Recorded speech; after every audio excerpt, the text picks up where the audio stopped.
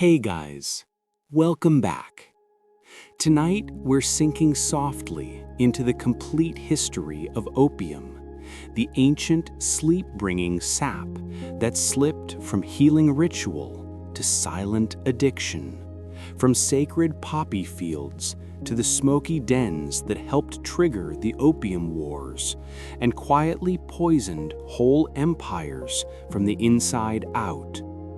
We'll walk slowly from Mesopotamian temple jars to Chinese port cities choked with opium smoke, from British trading houses counting silver and sorrow to Victorian bedrooms, Paris cafes, American battlefields, and quiet suburban kitchens, tracing how one drug that promised peace and pain relief became the drug that destroyed empires, reshaped global trade, and still echoes in today's opioid crisis.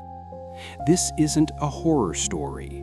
It's history for sleep, told gently like a bedtime story, as we follow the soft trail of poppy petals through thousands of years of human fear, pain, power, and escape. So before you get comfortable, take a gentle moment to like this video and subscribe, but only if these deep sleep history stories help you find peace, sleep better, or simply reflect on our shared journey through time. Now, close your eyes, let your breath slow, let the noise of the day drift far away, and follow me into the quiet, haunting, opium-lit corridors of history. Tonight, we begin with a quiet breath, a soft candle, and a story that drifts back more than 5,000 years, long before empires rose or collapsed, long before trade routes tangled the world together, long before opium became a weapon in the hands of ambition. Our story opens in a dim opium den in 1839 Guangzhou, where an old merchant warms an ivory pipe between his fingers. He lights it slowly, as if performing an ancient ritual. A thin ribbon of white smoke rises and curls into the still air, carrying that strange, sweet fragrance once treasured by emperors and healers. That scent has traveled a very long way, and tonight, we follow it all the way back to its beginning. The complete history of opium, the drug that destroyed empires, does not begin with destruction. It begins with healing. Around 3000 BCE, somewhere between the gentle river valleys of the eastern Mediterranean, people discovered a flower unlike any other. The poppy bloomed softly, its petals thin like silk, gently trembling whenever a breeze passed. When its pods were cut with a small blade, a milky sap flowed out, bitter, sticky, mysterious. Ancient healers learned that if you dried that sap in the sun, it became a dark resin that eased pain, quieted coughing, softened grief, and lulled even the most restless mind into peace. They called it the plant of joy. From those early fields, patches of red and white poppies swayed quietly at sunrise, their shadows stretching long across the soil. Farmers who tended these flowers worked slowly and patiently. At dawn, they walked the rows with small knives and made gentle cuts along each pod. The sap glistened in the early light.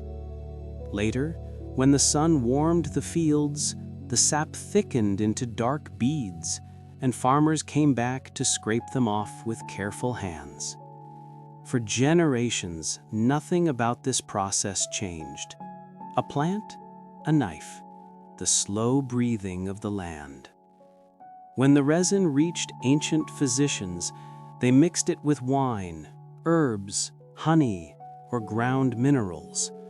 This early opium soothed toothaches, eased childbirth, calmed warriors wounded in battle, and guided the sick through long nights of discomfort. No rush, no chaos, just the soft rhythm of healing. But history, as always, moves like a tide, and the tide eventually reached China. By the time the poppy arrived in ancient Chinese records, dynasties had risen and fallen, and the world had become noisier. Under the Tang Dynasty, the golden age of poetry, trade, music, and invention, opium was treasured not as a vice, but as a medicine of remarkable value. Court physicians stored it in ornate jars carved with cloud patterns. Within the palace walls, opium was used sparingly, often dissolved into fragrant teas or mixed with powdered pearl and herbs.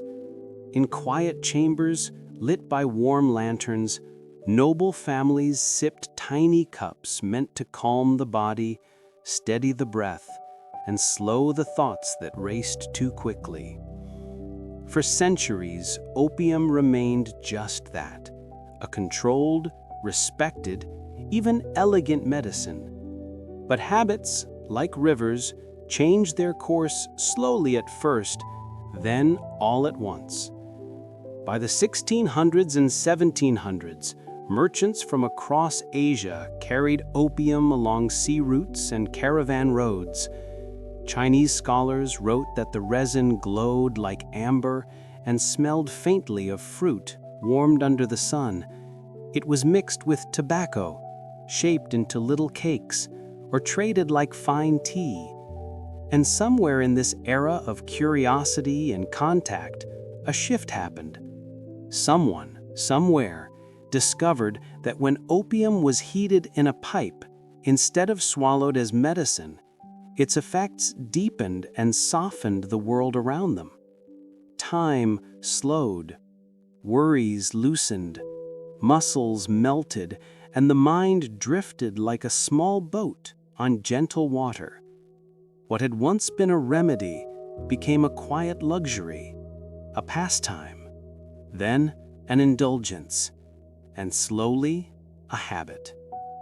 In southern China, along the Pearl River Delta, entire families built their livelihoods around the plant. One merchant family, whose story we follow tonight, spanned 3 generations. The grandmother remembered opium as a rare gift used only when illness pressed too heavily. She kept her supply wrapped in silk, hidden in a wooden box carved with chrysanthemums.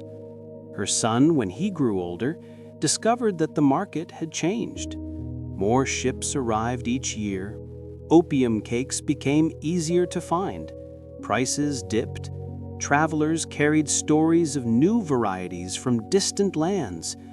He began trading opium not as medicine, but as a luxury for scholars who wanted to relax after long nights of reading, or for merchants who believed it sharpened poetry and softened sorrow.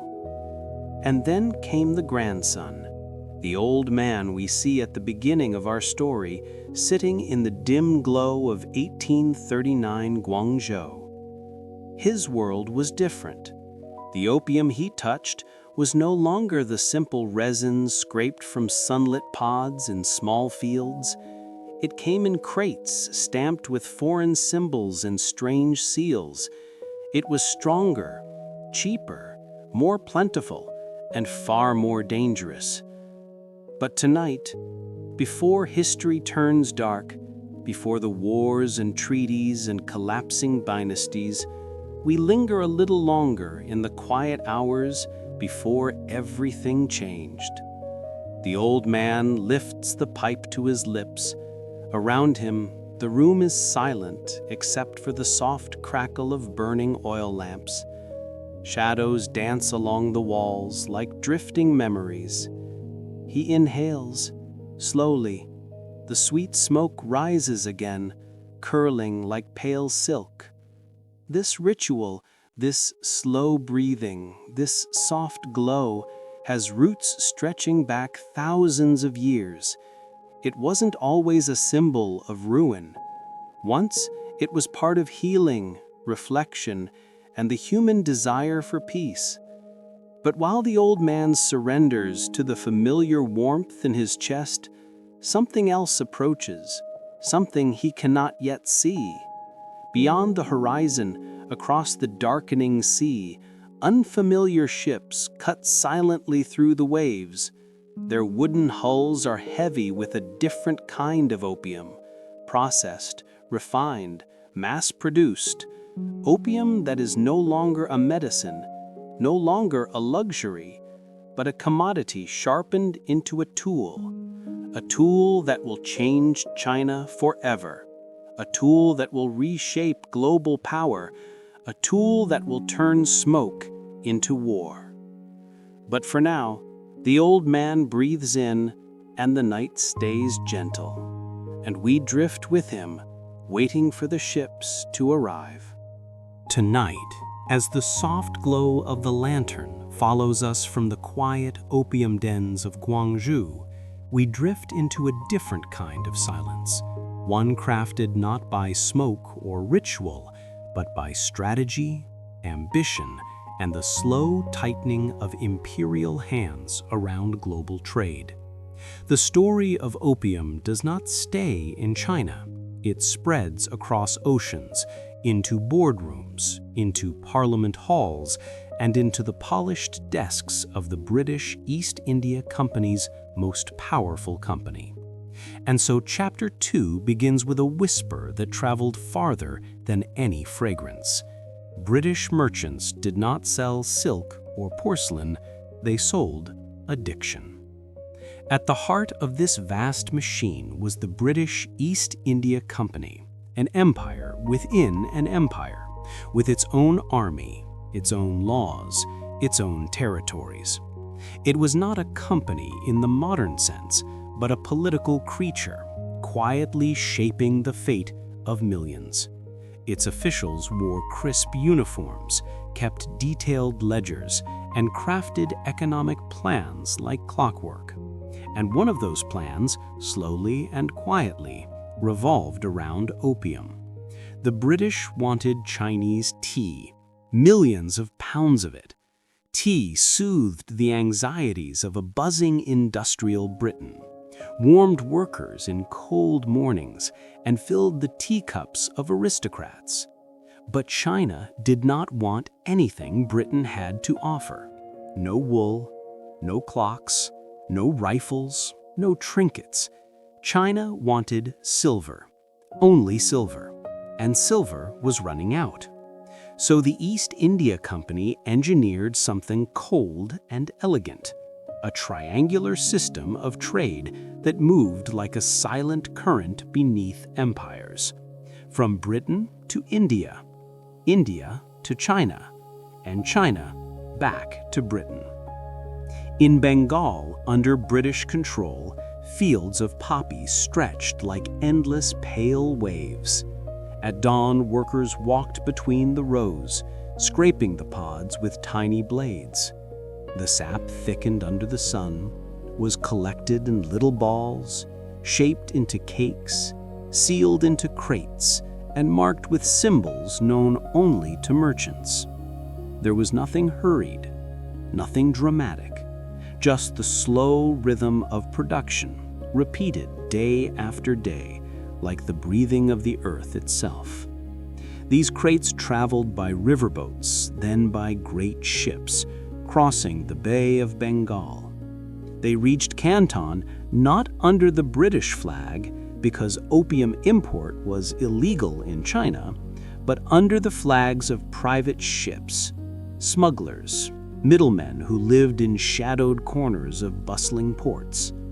And each time a crate was sold, silver moved quietly into British hands, and tea, porcelain, and silk flowed steadily back toward London. Imagine the numbers not as data, but as soft, rhythmic counting, like counting sheep before sleep. 1 chest, then 10, then 100. In 1767, the East India Company shipped 1,000 chests of opium to China. By the early 1800s, it was 4,000, then 10,000, and by the eve of the Opium War, nearly 40,000 chests a year. Each chest around 60 kilograms. Each kilogram enough to change a life. The numbers rise gently like lanterns floating over a river. And with each lantern, the imbalance grew. China's silver drained away, British profits swelled, and addiction, quiet, creeping, relentless, spread across the empire. By the 1830s, opium dens lined the pearl-gray rivers of Canton. Scholars smoked to ease their anxieties. Laborers smoked to ease their exhaustion. Officials smoked to ease their ambitions. And the Qing government watched its people sink into a haze that felt both familiar and foreign. Into this fog stepped a single man whose footsteps still echo through history, Lin Zexu, a governor, a scholar, a believer in moral clarity. He walked through opium dens not with anger, but with sorrow. He saw men who once held steady brushes now shake as they lit their pipes. He saw young sailors trade tomorrow's wages for tonight's dreams. And in the stillness of his quarters, he wrote a letter to Queen Victoria, one of the most extraordinary letters of the 19th century, asking her why her merchants brought poison to her people. That letter never reached her hands, but the consequences did. In 1839, Lin Zexin ordered the confiscation and destruction of over 20,000 chests of British opium in Human. The crates were hauled to trenches, broken open, mixed with lime and salt water, and washed away. It was not a violent scene, no shouts, no guns, only the soft crack of wooden planks breaking, the hiss of dissolving resin, and the steady rhythm of water carrying away a fortune. But across the sea, the British Empire stirred, not with sorrow, with calculation. For Britain, the issue was not morality, it was trade, control, prestige, and the question of whether an Eastern empire could defy a Western power. And so the First Opium War began, not with dramatic battles, but with the slow movement of warships, their iron cannons glinting beneath a sky heavy with salt wind. The British Navy was modern, industrialized, precise. The Qing fleet was old, ceremonial, built for river patrols and royal display. And so the war unfolded quietly, inevitably. The result was written long before the first shot. In 1842, the Treaty of Nanjing forced China to open ports, pay reparations, and surrender Hong Kong. It was the beginning of what Chinese historians call the century of humiliation. But tonight, we do not rush through the suffering. We drift through it softly, letting its weight settle like a thin layer of dust. Because behind every treaty clause was a story. Behind every port opened, a family displaced. Behind every payment demanded, a village left poorer. Slowly, trade numbers rise again in the ledgers. 6 million silver dollars, then 10 million, then 21 million. Soft counting, quiet counting. Numbers that lulled British shareholders to sleep, even as they hollowed the heart of a nation. The war ended, but the trade did not. Smugglers grew bolder, foreign merchants grew richer, and the Qing dynasty grew weaker.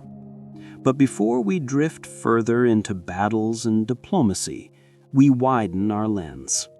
Because opium was not only an Eastern tragedy. In the drawing rooms of Victorian Britain, opium took a different shape. Bottles with delicate labels, medicines in elegant boxes, powders tucked into ladies' bags.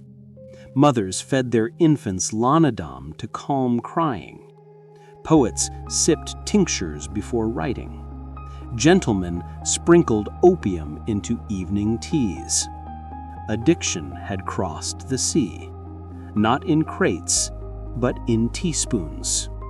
And so, as Chapter 2 closes, we leave the warships behind. We leave Canton's crowded docks and Bengal's poppy fields.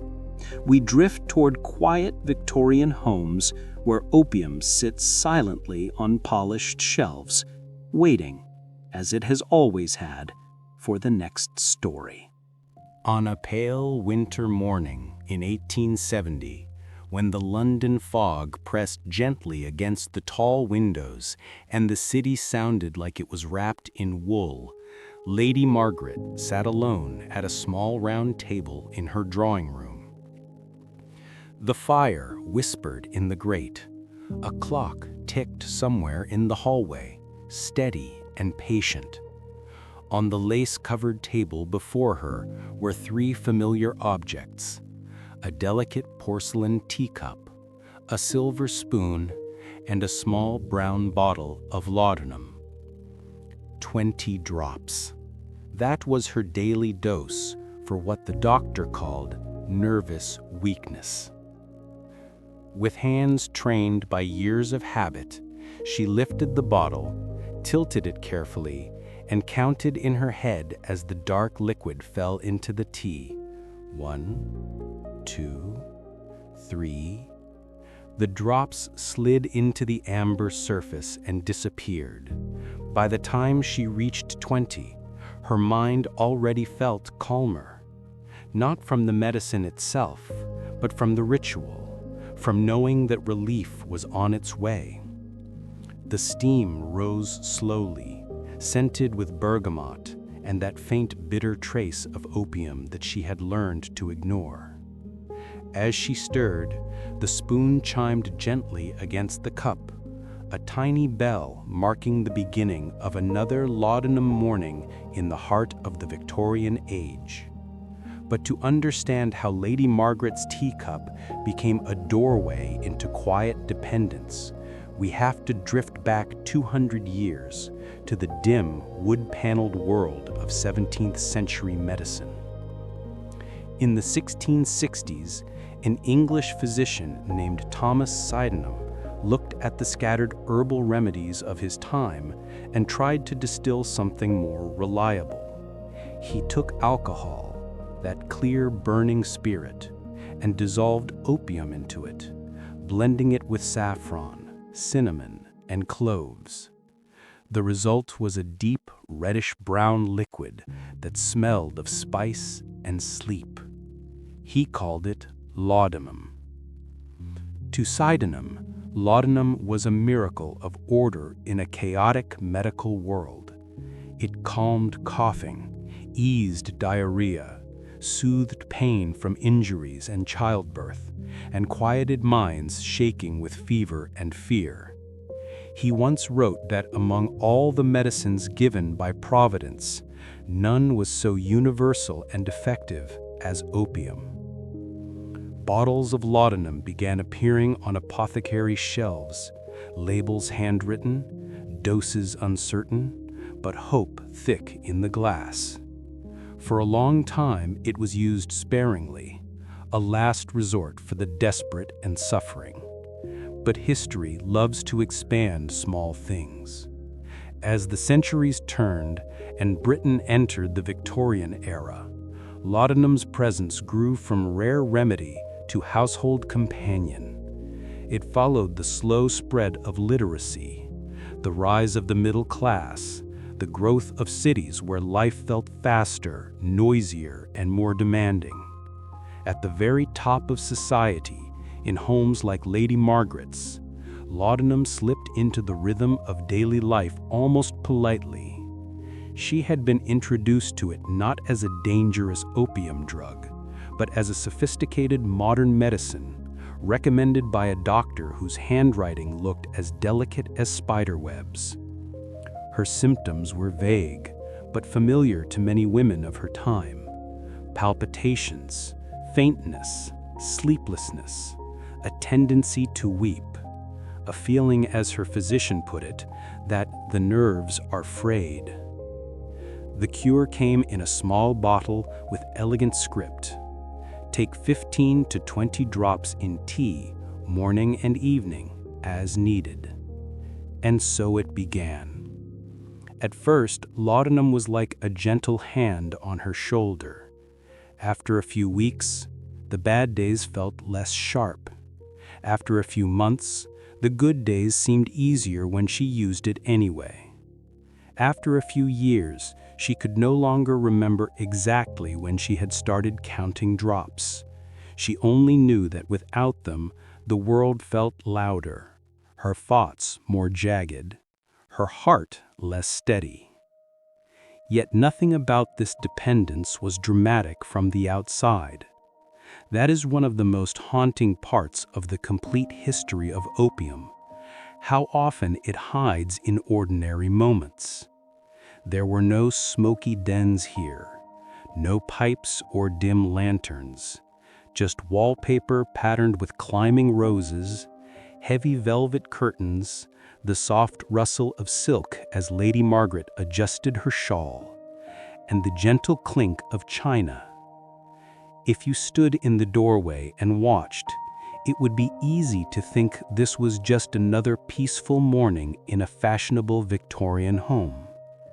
And yet, in that tiny brown bottle, Britain's global history of opium folded back in on itself. The same substance that had been shipped in chests to China now rested in diluted form on aristocratic trays.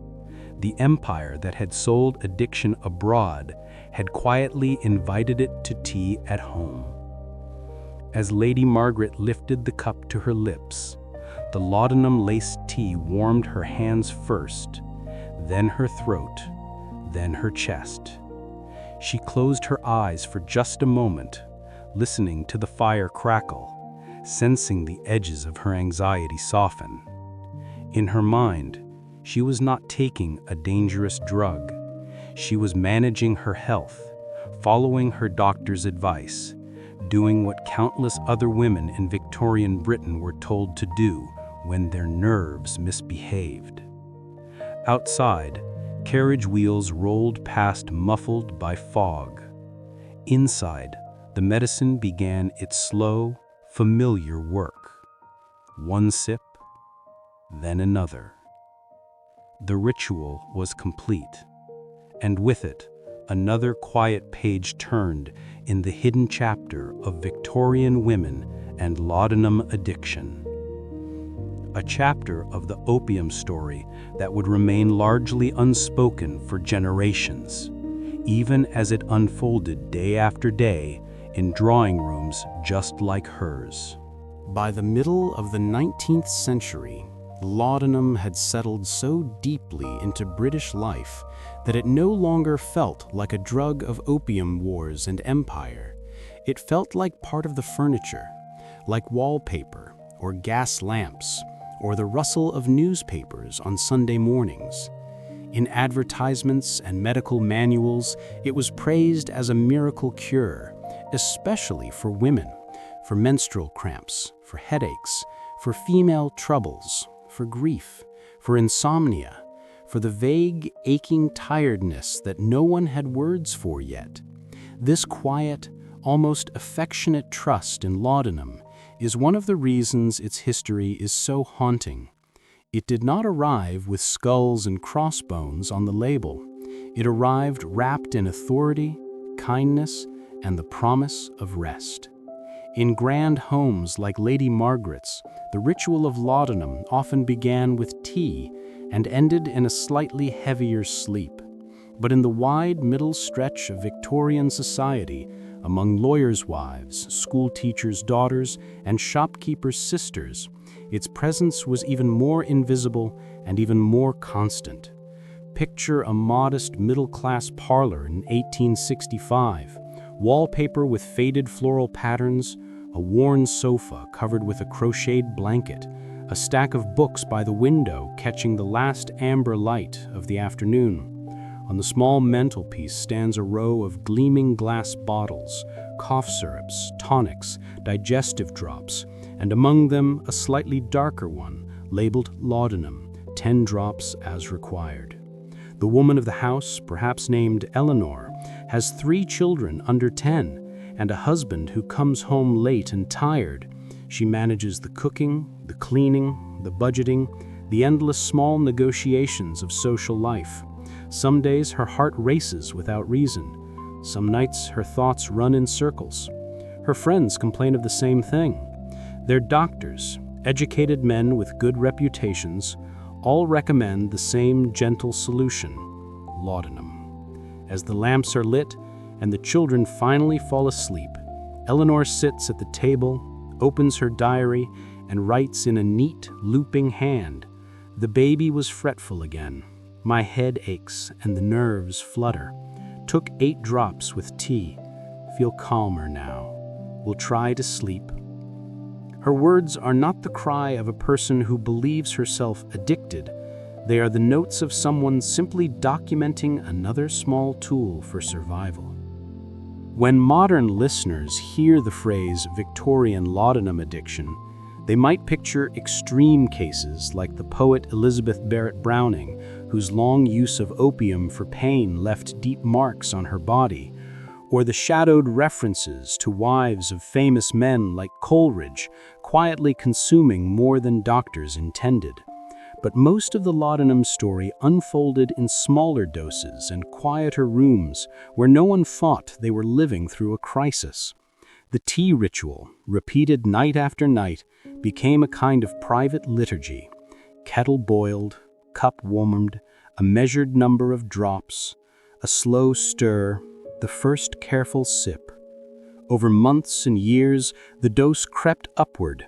10 drops on bad days, 15 on worse days, 20 when grief or exhaustion pressed too heavily. Yet the outer choreography remained almost exactly the same. And that is where the story of opium and Victorian women becomes especially powerful for our late-night history for sleep. It shows how something can be both harmful and deeply understandable. Many of these women were not seeking oblivion or wild pleasure. They were seeking a softening of the edges of a life that gave them little rest. Mental health, as we call it now, was rarely discussed openly.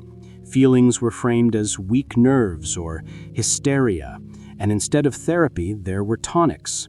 Instead of open conversation, there were prescriptions. Tonight, as we listen, we slow our minds to the rhythm of their days. We imagine the sound of skirts brushing along hallways, the faint squeak of floorboards, the regular ticking of clocks. We picture Eleanor writing the same lines in her diary again and again. Headache again. Took laudanum. Slept a little.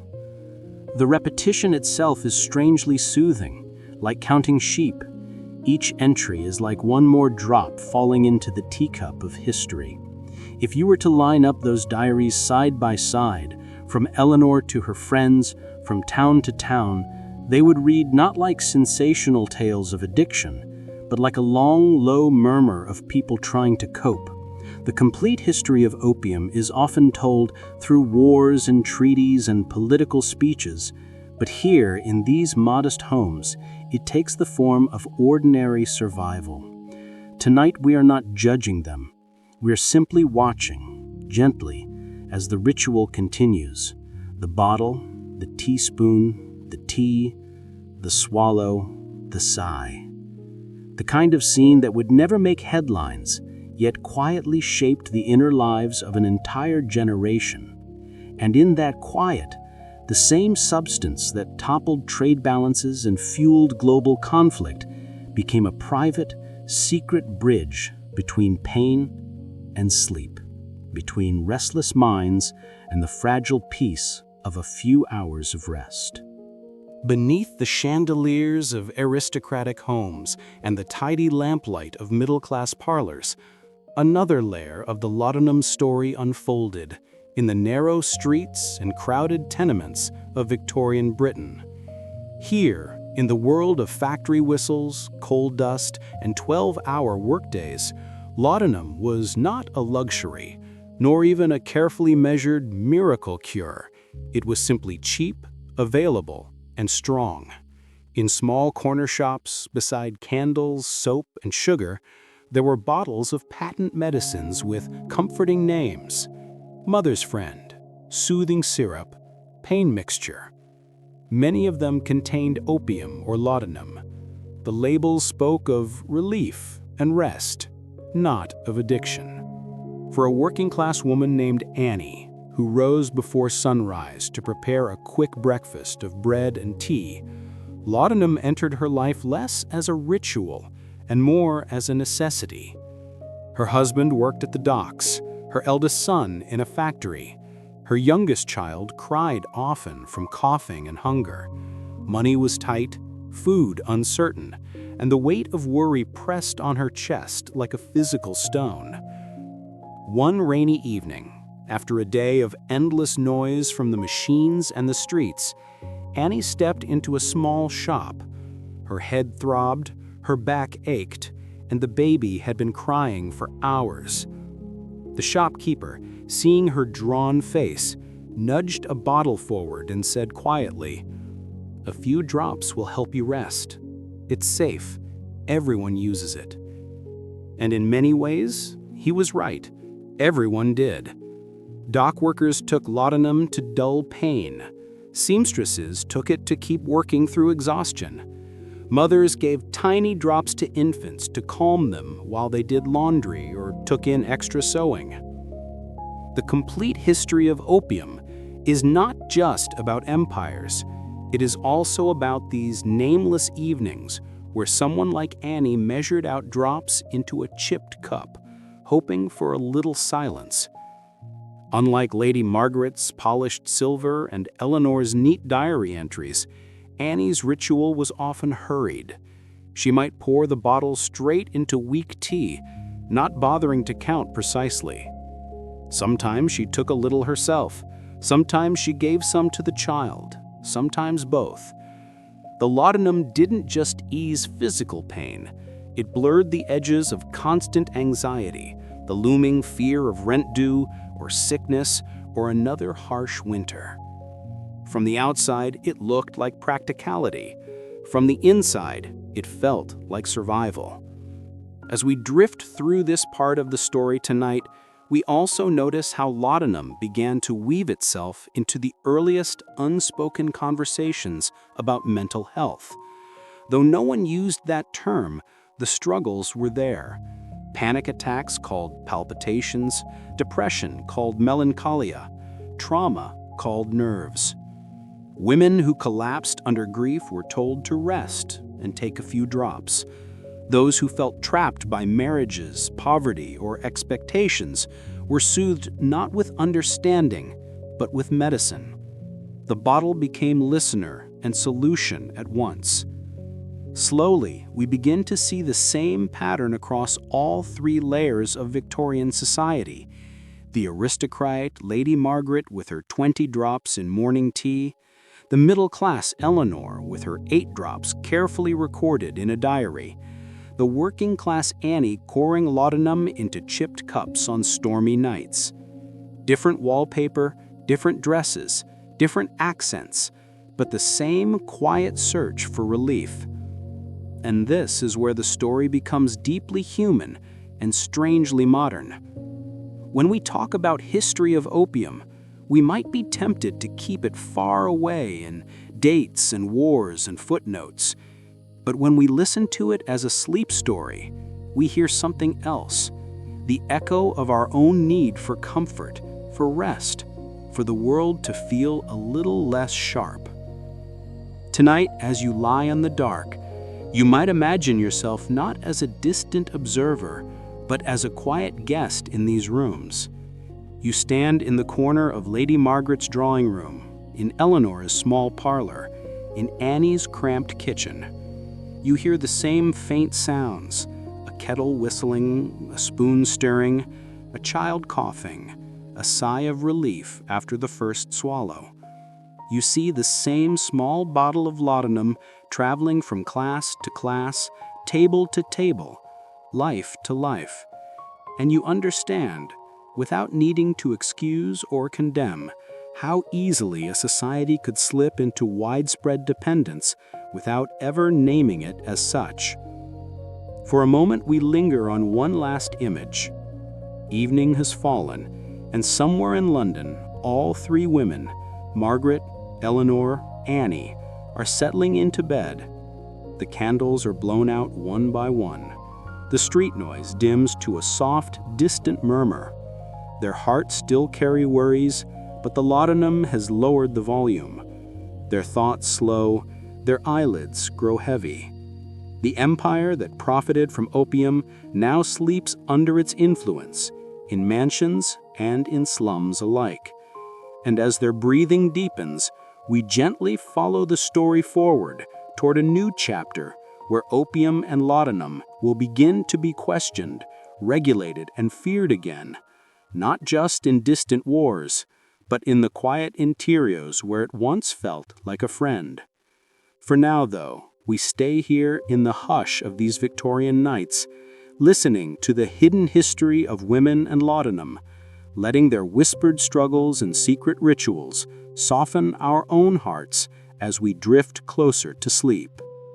In 1890, at a little cafe in Montmartre, just as the Parisian sky was turning the color of ash and rose, Vincent van Gogh sat at a small, round table by the window and stared into a glass of absinthe. Around him, the cafe murmured with soft conversation and the clink of porcelain cups. But his attention was fixed on the slow, delicate ritual unfolding in front of him. A small, perforated spoon rested across the rim of the glass. On it lay a single, rough-edged sugar cube, pale against the liquid's bright, transparent green. Above the glass, a thin stream of cold water dripped from a carafe, tapping gently onto the sugar, drop by patient drop. Each droplet melted a little more of the sugar, sending tiny white veins down into the emerald pool. Slowly, almost magically, the absinthe clouded, turning from clear green into a milky, opalescent color, like fog rolling into a valley at dawn. This transformation was called the louche, and for many artists of the Belle Epoque, it felt less like chemistry and more like a whispered spell. To them, absinthe was not just a drink. It was the green fairy, Yu Ting Sang, an elusive muse captured in a glass. But like every chapter in the complete history of opium and its relatives, the story of absinthe does not begin in Paris with painters and poets. It begins in the quiet hills of Switzerland, nearly a century earlier. Around 1792, in the Val de Traverse region, someone, perhaps a French doctor named Pierre Ordinaire, perhaps local distillers, began steeping wormwood, anise, fennel, and other herbs in strong alcohol. The result was a bright, aromatic spirit with a bitter edge and a strangely refreshing aftertaste. It was first sold as a medicinal tonic, a kind of cure-all, like so many remedies of its time, and recommended in small doses. Wormwood had long been associated with purifying the body. Now, combined with high-proof alcohol and fragrant herbs, it acquired a new, almost mystical reputation. When the French army marched through this region in the early 19th century, soldiers were given absinthe as a disinfectant and digestive aid, a way to purify water and steady the stomach in foreign climates. They drank it, grew accustomed to its flavor, and took the habit home with them. By the time those soldiers returned to France, absinthe had slipped from field medicine into everyday life, especially in the cafes and bistros where people gathered after long days in factories, offices, or studios. On evenings like the one Van Gogh experienced in Montmartre, the cafes filled slowly as the sun sank behind the city's slate roofs. The gas lamps flickered to life, painting soft halos on the smoke-fogged air. Waiters in long aprons moved between tables, carrying trays of coffee, wine, and more often pale green glasses with sugar and spoons balanced delicately on top. For Van Gogh, who lived with a mind that burned brighter and more chaotically than most, absinthe was both comfort and danger. He liked its ritual, its color, the way it seemed to match the intensity of his inner world. The same green that filled his glass appeared in his paintings as shimmering halos around gas lamps, as electric strokes in the night sky. Yet behind that romance, the green fairy carried a sting, a high alcohol content, and in some cases, poorly regulated distillations that could damage the body and cloud the mind. Still, in that moment in 1890, sitting alone in Montmartre, what Van Gogh felt most was not the science of it, nor the warnings whispered by doctors, but the immediate sensory poetry of the scene.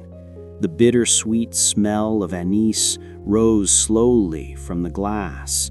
The sugar cube, softened now, sent its last threads of sweetness drifting down. Outside the window, the street lights flickered on one by one, their reflections trembling in the wet cobblestones. Inside, a pianist touched gentle chords on an upright piano, notes falling into the evening like small, warm raindrops. As he lifted the glass for the first sip, the surface of the drink trembled, catching the light, a pale green glow in the dim cafe. The taste was sharp, cooling, and then slowly warm, spreading through his chest. It did not explode into his senses. It spread like ink in water, like color across a canvas. In that quiet expansion, the worries of the day blurred slightly at the edges. For our purposes tonight, as we listen to this history for sleep, what matters is not whether absinthe drove artists mad or simply offered them a bitter refuge from the intensity of their own minds. What matters is the stillness of the scene, the dripping water, the dissolving sugar, the soft transformation from clear green to milky milk. A ritual repeated thousands of times in Parisian cafes, each glass another small doorway into a world where time slowed down and colors seemed to hum more softly. Around Van Gogh, other patrons mimicked the same gentle movements, tilting bottles, placing sugar cubes, stirring slowly. None of them knew that their nightly ritual would someday be folded into the larger story of dangerous drugs, or that absinthe would be linked, fairly or unfairly, to madness, violence, and despair. In that moment, it was simply part of the texture of life, the same way laudanum had blended into Victorian homes, or opium smoke into the evenings of Guangzhou.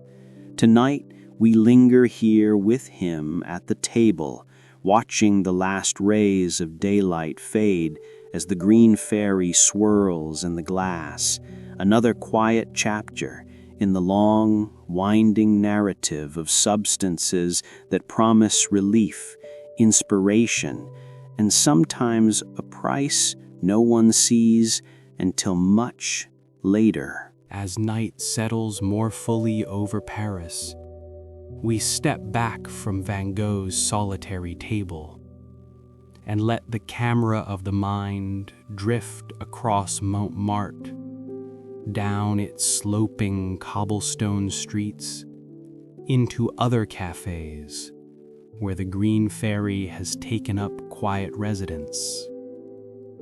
This is the Belle Époque, the beautiful age, when the city seems to glow from within. The air smells of roasted coffee, fresh bread, cigarette smoke, and, on many evenings, that distinctive anise scent of absinthe. In one corner café, not far from the Moulin Rouge, Henri de Toulouse-Lautrec sits at a small table cluttered with sketchbooks, pencils, and a glass that glows faintly green. He is shorter than most men, his legs weakened by childhood illness, but his gaze is sharp, endlessly curious. Around him, dancers, cabaret singers, and waiters move like living sketches, lines and colors he will later capture on posters and paintings that still define Paris in our imagination. For now, though, he watches. The waiter brings a fresh glass of absinthe, sets down the spoon and sugar, and, just as with Van Gogh, begins the slow drip of water. Lautrec leans in, his eyes following the transformation. Clear, sharp green, becoming cloudy and soft. To him, this is not just a drink. It is part of a rhythm, a tempo for observation. He takes a slow sip, and then, without hurry, picks up his pencil. On the paper, curves appear. The arc of a dancer's back, the tilt of a top hat, the curve of a mustache. His hand moves gently, as if guided by the hum of conversation and clinking glasses. The cafe is loud in one way, people talking, laughing, arguing. But underneath there is a softness, a kind of shared exhale at the end of a day. Absinthe flows from table to table, linking strangers in a common ritual. For Toulouse-Lautrec and his fellow bohemians, it is a symbol of freedom, rebellion, and creative fire. Yet, as we continue this complete history of opium's extended family for our History for Sleep listeners, we remember to hold both truths at once. Absinthe fueled inspiration, but it also fed dependence, clouded judgment, and slowly carved lines of exhaustion into many of the faces that gathered under these cafe lamps. Not far away, perhaps in a quieter cafe, another figure sits with a notebook open. A poet like Charles Baudelaire, though his most famous works predate the height of the absinthe craze, or one of his spiritual successors. He lifts his glass, watches the green fairy swirl, and then begins to write. The words fall onto the page with the measured weight of someone trying to trap fleeting impressions. The way light pools on polished wood, the way shadows cling to the corners, the way a woman's laughter slices through the murmur like a silver thread. He writes of spleen and ideal, of the tension between boredom and beauty, of intoxication not just by drink, but by art, love, and the city itself. As a sleep story, we do not try to untangle whether the absinthe truly opened doors in the mind, or simply turned down the volume on doubt. We only watch the ritual from a gentle distance. Glass, spoon, sugar, water, clouding green. First sip, deep breath. In this slow, hypnotic loop, hours pass. The cafe's mirrors grow foggier. Candle wax drips down in thick, slow lines. The night outside darkens, then softens as a light mist begins to fall. Inside, the contrasts that so obsessed these artists between shadow and light, pain and beauty, seem temporarily balanced. The green fairy, mysterious and slightly forbidden, becomes a shared illusion, a belief that inspiration can be summoned in liquid form. Yet it is not all romance. Even as we linger in this dreamy Belle Époque cafe, we can sense the undercurrent. Hands that once held glasses gracefully start to tremble after too many years. Mornings grow harder. Headaches sharpen. Some artists swear they need absinthe to start a painting or finish a line of poetry, until the very thing that once seemed to liberate them begins to dictate their routines. The cafe, with its warm lights and familiar chatter, becomes both sanctuary and trap. Still, tonight we move slowly, staying with the gentler images. Lautrec capturing the swirl of a dancer's skirt, a nameless poet whispering a few lines to himself before writing them down, a group of friends toasting to a new painting, a new poem, a new performance. The green fairy is there at every table, but she speaks softly, blending into the clatter of cups and the rustle of paper. We trace the way the absinthe glass reflects the lamplight, how its milky green surface looks almost like a tiny, secret moon. We notice how many memories are being mixed into these glasses. Heartbreak, euphoria, loneliness, camaraderie.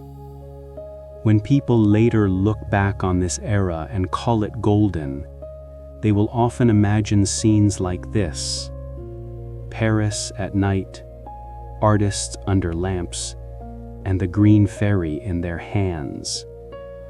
And when they talk about dangerous drugs and bans and moral panics, they will point to the same liquid and give it darker names. For now, though, as you listen in the dark and your own breathing slows, we let the cafe door stay open just a little longer, letting the warm air and faint music drift out into the night. Absinthe in this moment is not a headline or a warning label. It is part of the texture of an age, one more thread in the intricate tapestry of art, addiction, and the endless search for something that makes life feel a little more vivid, a little more bearable, and just dreamy enough to touch before sleep. As the Belle Époque moves toward its end and the 20th century edges into view, the glow of the absinthe glass begins to flicker under a harsher light. Rumors spread through scientific journals, newspapers, and political speeches. Absinthe causes madness. Absinthe causes violence. Absinthe rots the mind. Some of these claims are exaggerated, some based on flawed studies, some born from genuine concern about heavy drinking in general. But together, they create a new kind of story around the Green Fairy, one less about inspiration and more about fear. In cafes that once celebrated absinthe as the drink of poets and painters, whispers now rise among physicians and lawmakers. They point to tragic cases, men who committed horrible acts and were found to be heavy absinthe drinkers, and draw straight lines between the drink and their deeds. The fact that these same men also consumed large amounts of other alcohol is often lost in the growing panic. The Green Fairy becomes an easy villain in a drama about public health, morality, and national strength. For our quiet late-night purposes in this complete history of opium and its many cousins, we do not need to dwell on the debates in all their detail. Instead, we imagine the slow change in atmosphere. The same cafes we visited earlier now feel slightly different. Some regulars switch to wine or beer. Waiters discreetly offer alternatives. Posters warning about absinthe appear on street corners, their bold fonts clashing with the delicate swirling scripts that once advertised cabarets and art exhibitions. Around 1915, after years of rising concern and political pressure, France bans absinthe. Switzerland and other countries have already moved in the same direction. In a legal sense, the Green Fairy is exiled, but myths do not obey laws. In the minds of many, absinthe becomes even more alluring precisely because it is forbidden. The artists who had already died or moved on are retroactively recast as martyrs of the Green Fairy.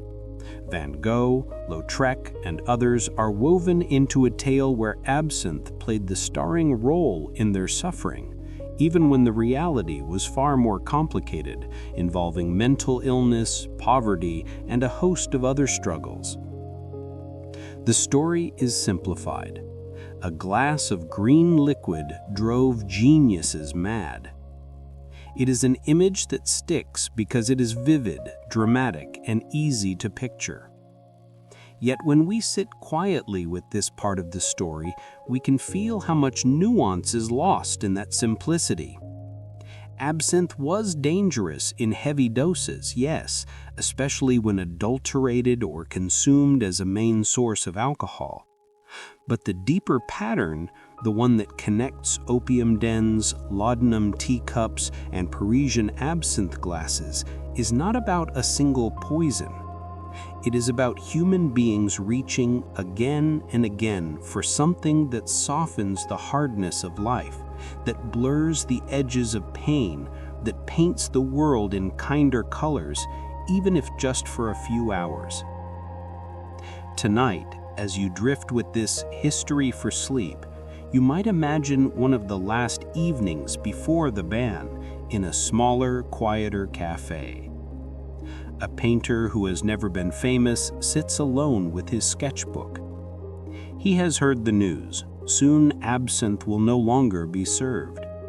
On the table before him is a final glass, the same ritual in motion.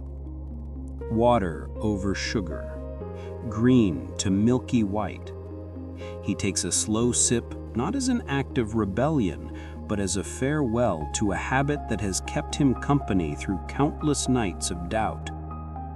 Across the room, an older waiter polishes glasses, wondering what will replace the familiar orders. He has watched generations come and go, watched them laugh and argue and fall in love over absinthe. Now he shrugs, a little sad, and knows that eventually people will simply drink something else, find other rituals, other comforts. Outside, the city moves on. Wars are brewing. New technologies are arising. New substances are appearing in hospitals and on the streets. Morphine, heroin, cocaine, each soon to earn its own chapter in the complicated story of drugs and empires. Compared to them, the green fairy will one day seem almost quaint, a ghost from an earlier time. But the image of the absinthe glass on a Paris cafe table will survive in paintings, in poems, in stories whispered late at night. For some, it will always symbolize the romance of the starving artist. For others, the warning of addiction disguised as elegance. For us here, it becomes another soft footstep in a long corridor of history. A reminder that behind every banned substance, every law, every moral panic, there were real people sitting at real tables, trying in their own imperfect ways to make their lives feel bearable. As this chapter closes, we leave the green fairy not in a courtroom or a laboratory, but back in that dim cafe on one of its last legal nights. The sugar has dissolved, the glass is half empty. The painter's hand moves slowly across the page, sketching not a wild hallucination, but the simple curve of a lamp, the shadow of a chair, the distant shape of a stranger's face. Outside, rain begins to fall, washing the streets clean.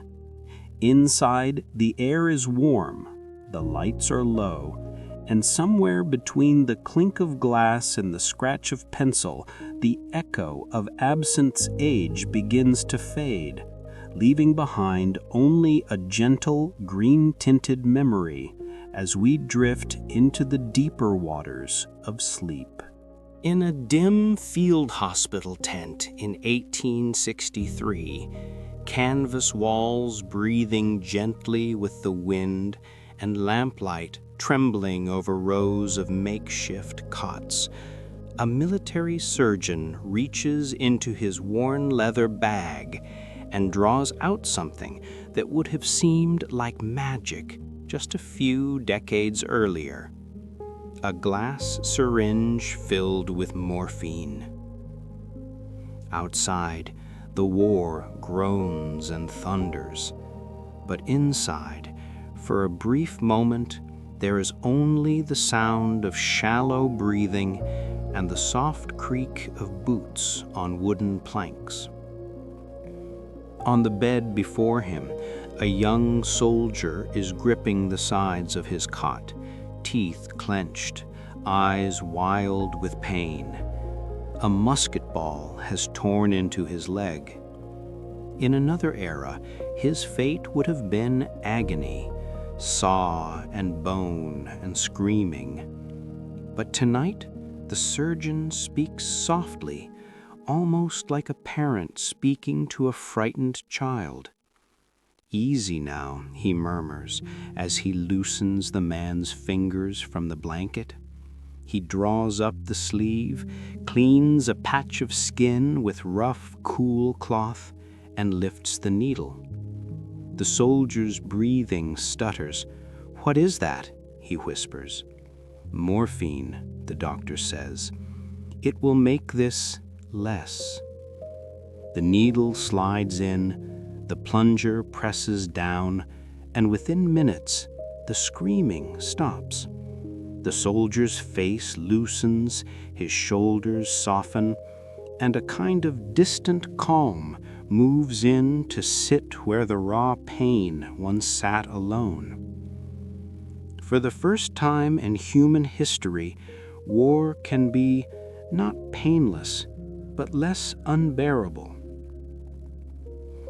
To understand how that moment became possible, we drift back more than half a century to a small German town at the turn of the 19th century, where a young apprentice apothecary named Friedrich Serturner sits hunched over a wooden workbench. The air smells of alcohol, herbs, and the faint earthy bitterness of raw opium. It is 1804.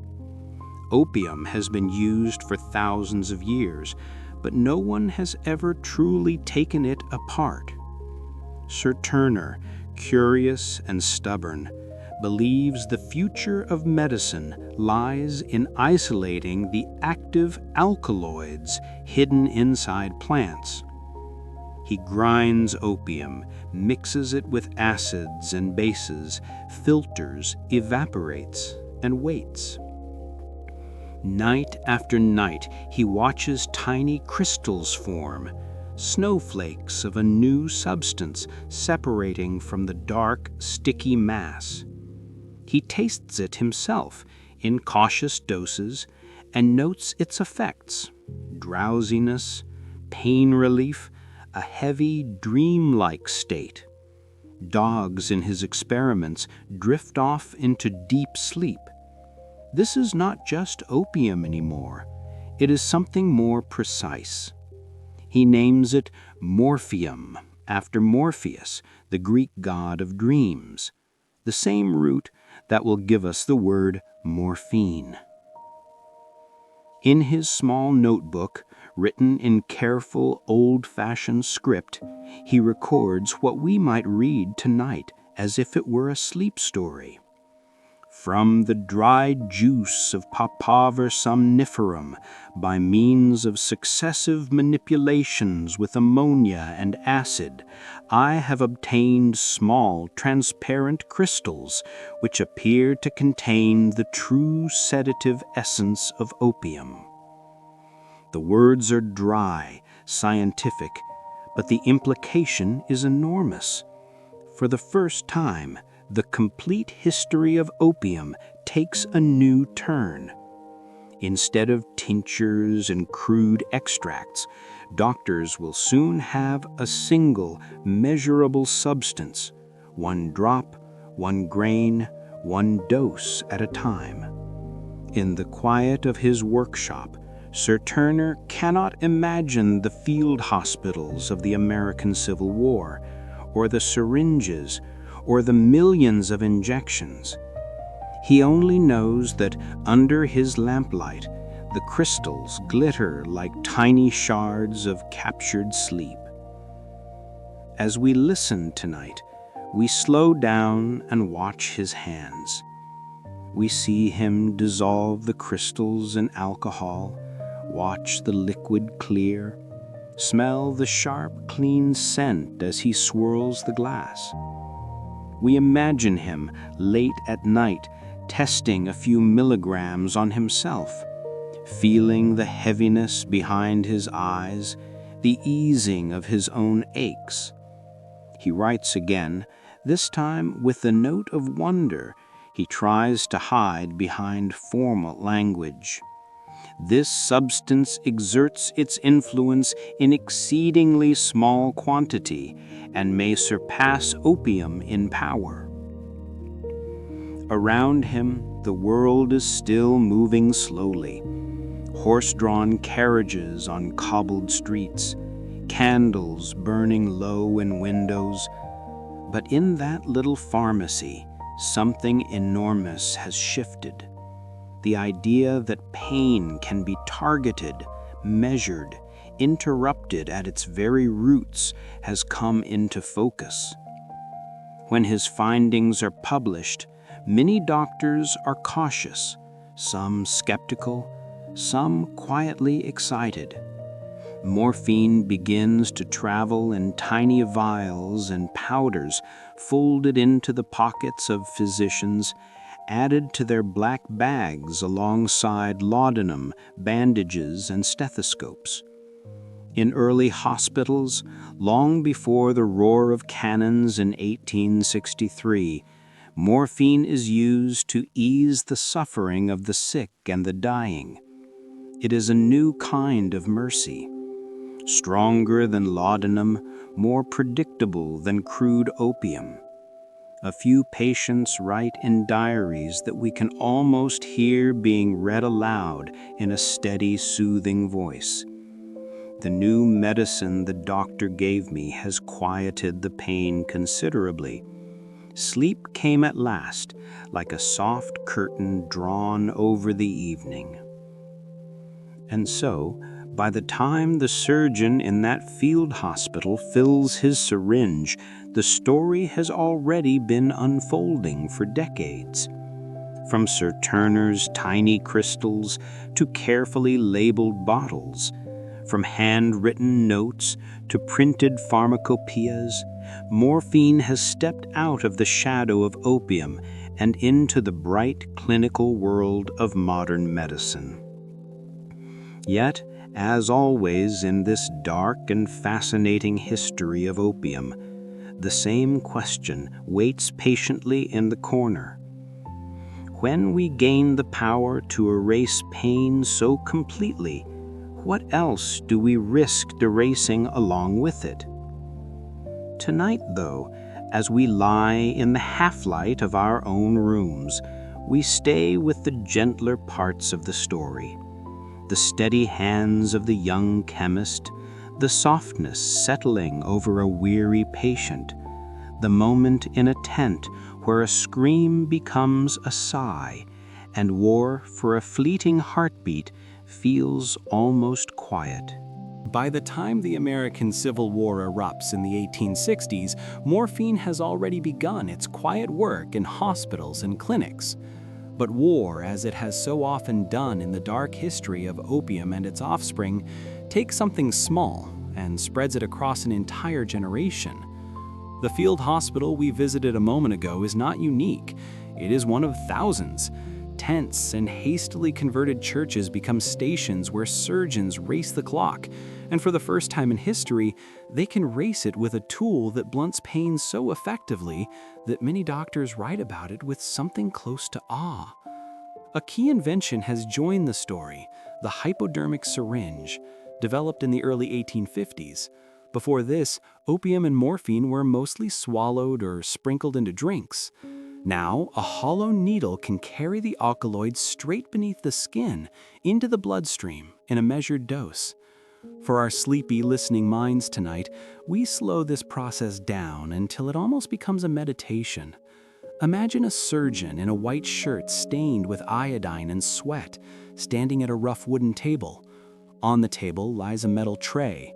On the tray, a small glass vial labeled Morph Sulf. A hypodermic syringe with a barrel like clear glass, a thin metal needle, a folded cloth. He uncorks the vial, the faint chemical scent mixing with the smells of carbolic acid, wood smoke, and damp canvas.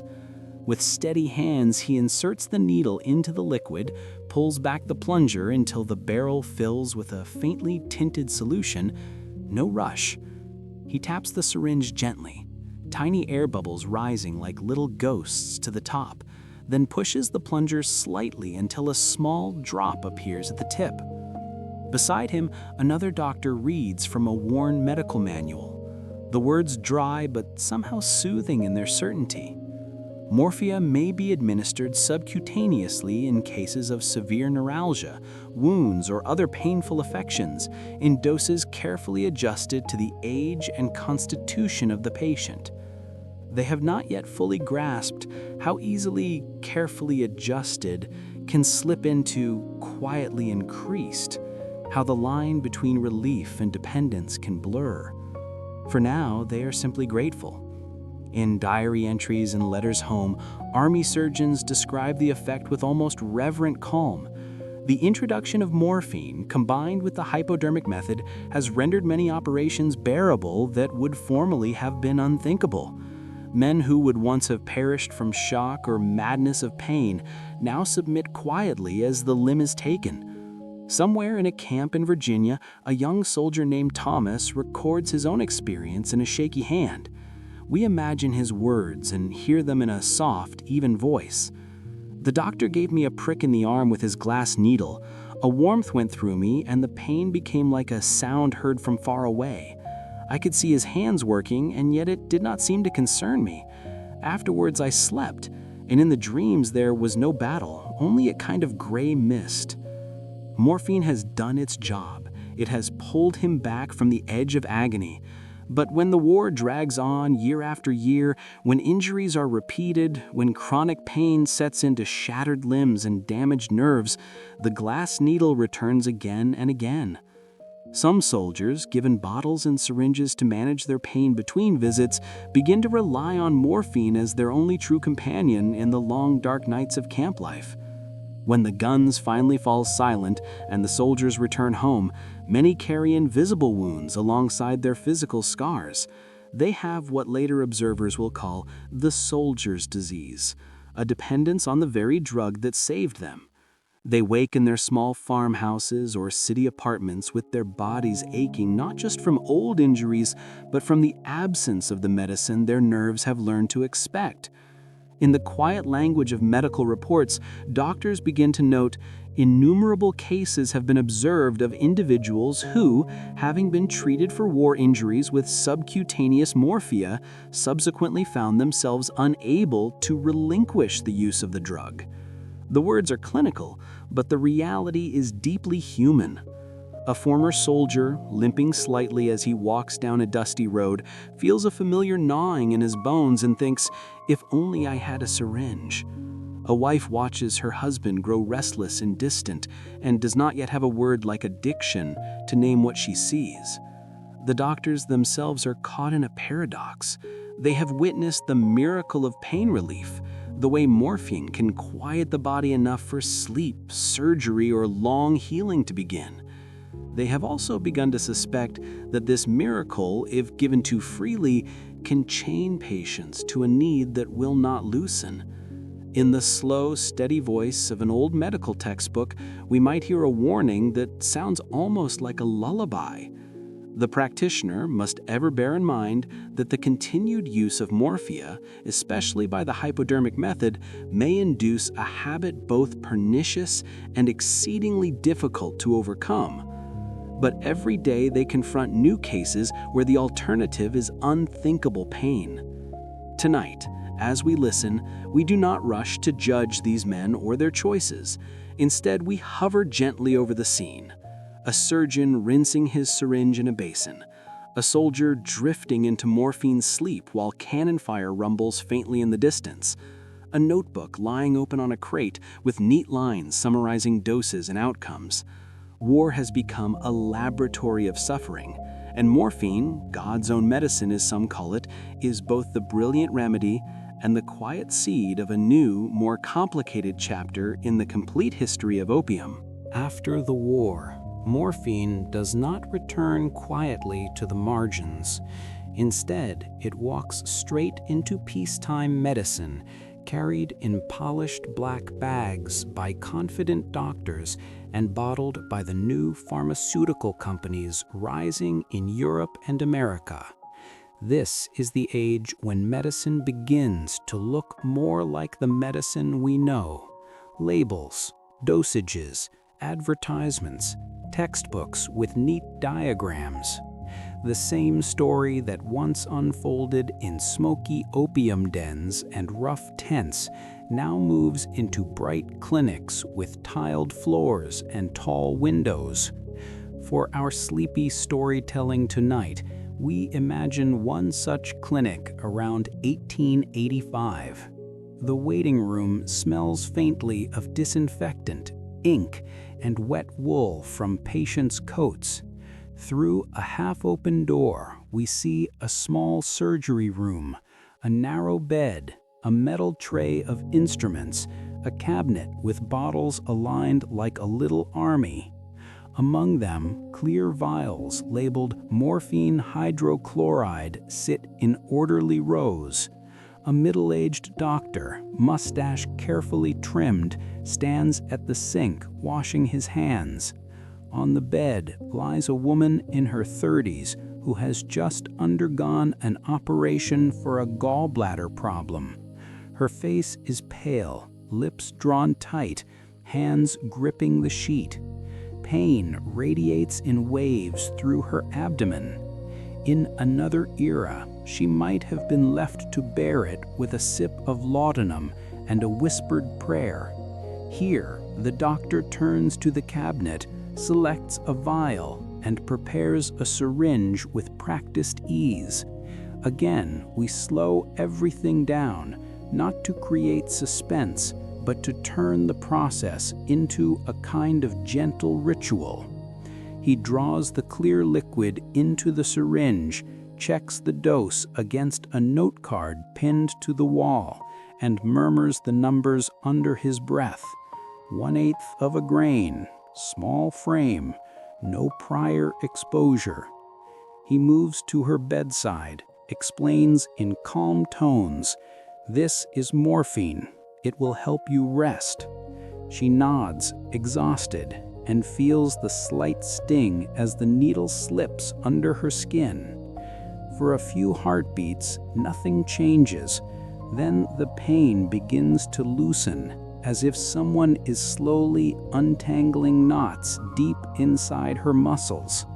Her jaw unclenches, her fingers relax, her breathing slows and deepens. In her mind, which we can almost hear like a diary read aloud, she thinks, the pain is still there, but like thunder heard from far away. She drifts into sleep. The doctor turns back to his notes and in a firm, tidy hand writes, "Post-operative pain managed satisfactorily with morphia. Patient resting."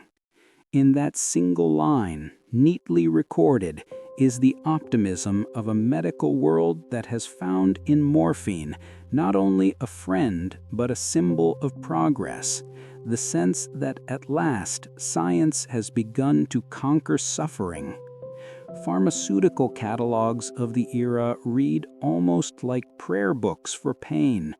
Morphine, prepared in pure and crystalline form, offers the physician a reliable remedy for the most acute pains, enabling operations to be performed with reduced shock and greater assurance of recovery.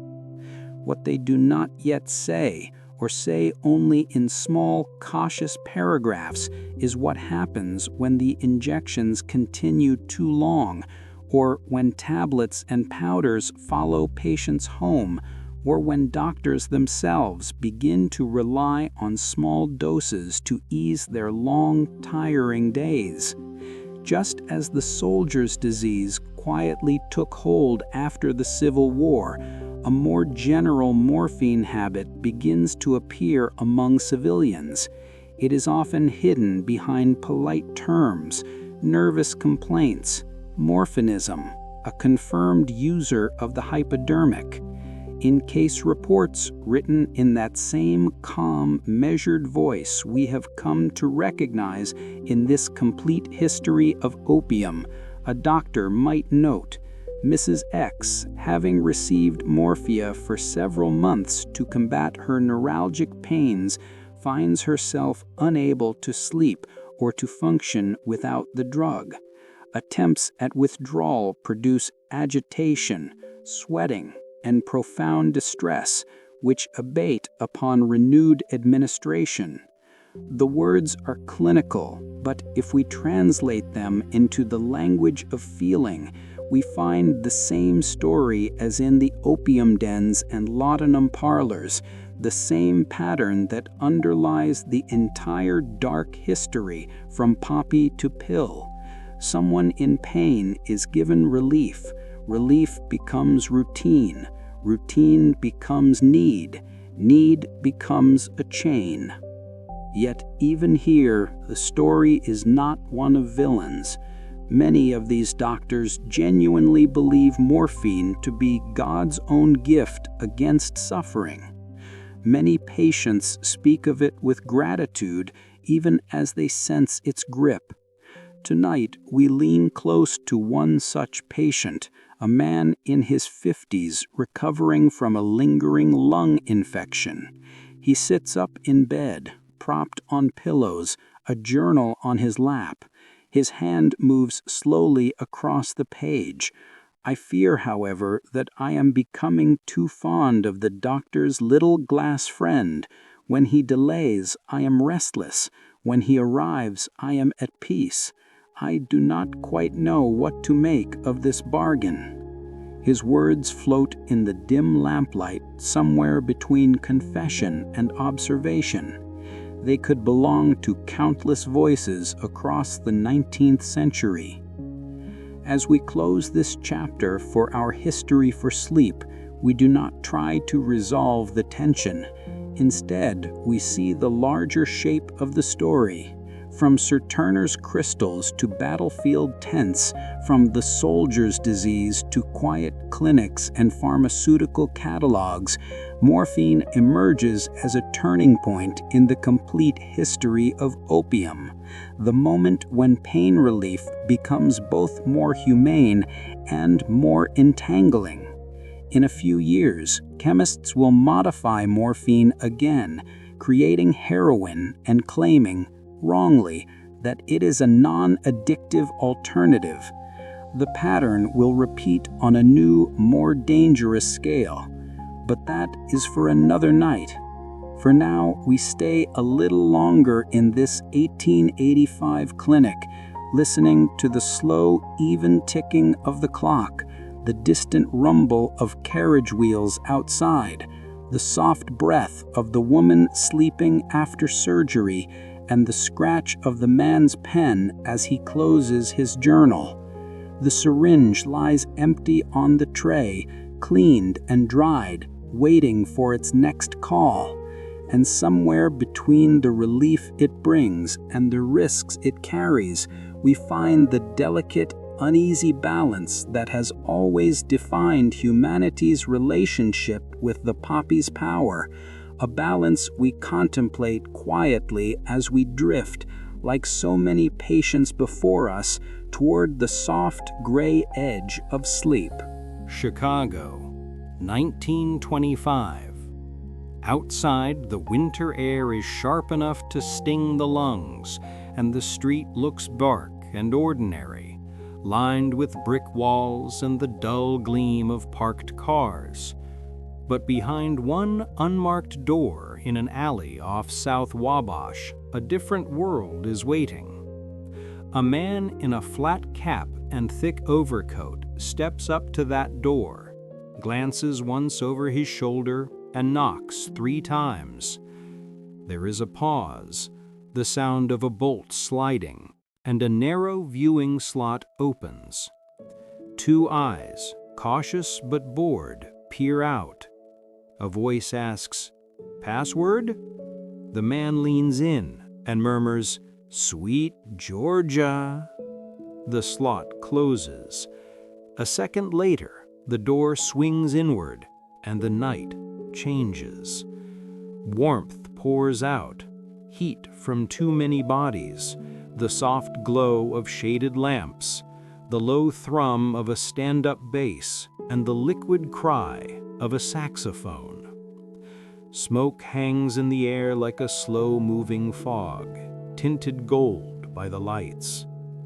This is a speakeasy, one of thousands that bloomed in the shadows after the 18th Amendment took effect in 1920, forbidding the manufacture, sale, and transport of alcohol across the United States. On paper, it was a grand moral project, a dry nation free from the evils of drink. In reality, as we glide quietly into this room for our complete history of opium, the drug that destroyed empires, history for sleep, the first thing we notice is how little the human desire for comfort listens to laws.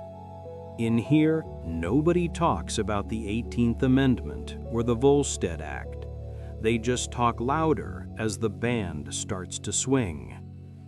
At a corner table, half draped in shadow, a broad-shouldered man in a tailored suit raises a glass of whiskey that officially does not exist. His name is Al Capone, though no one dares say it too loudly.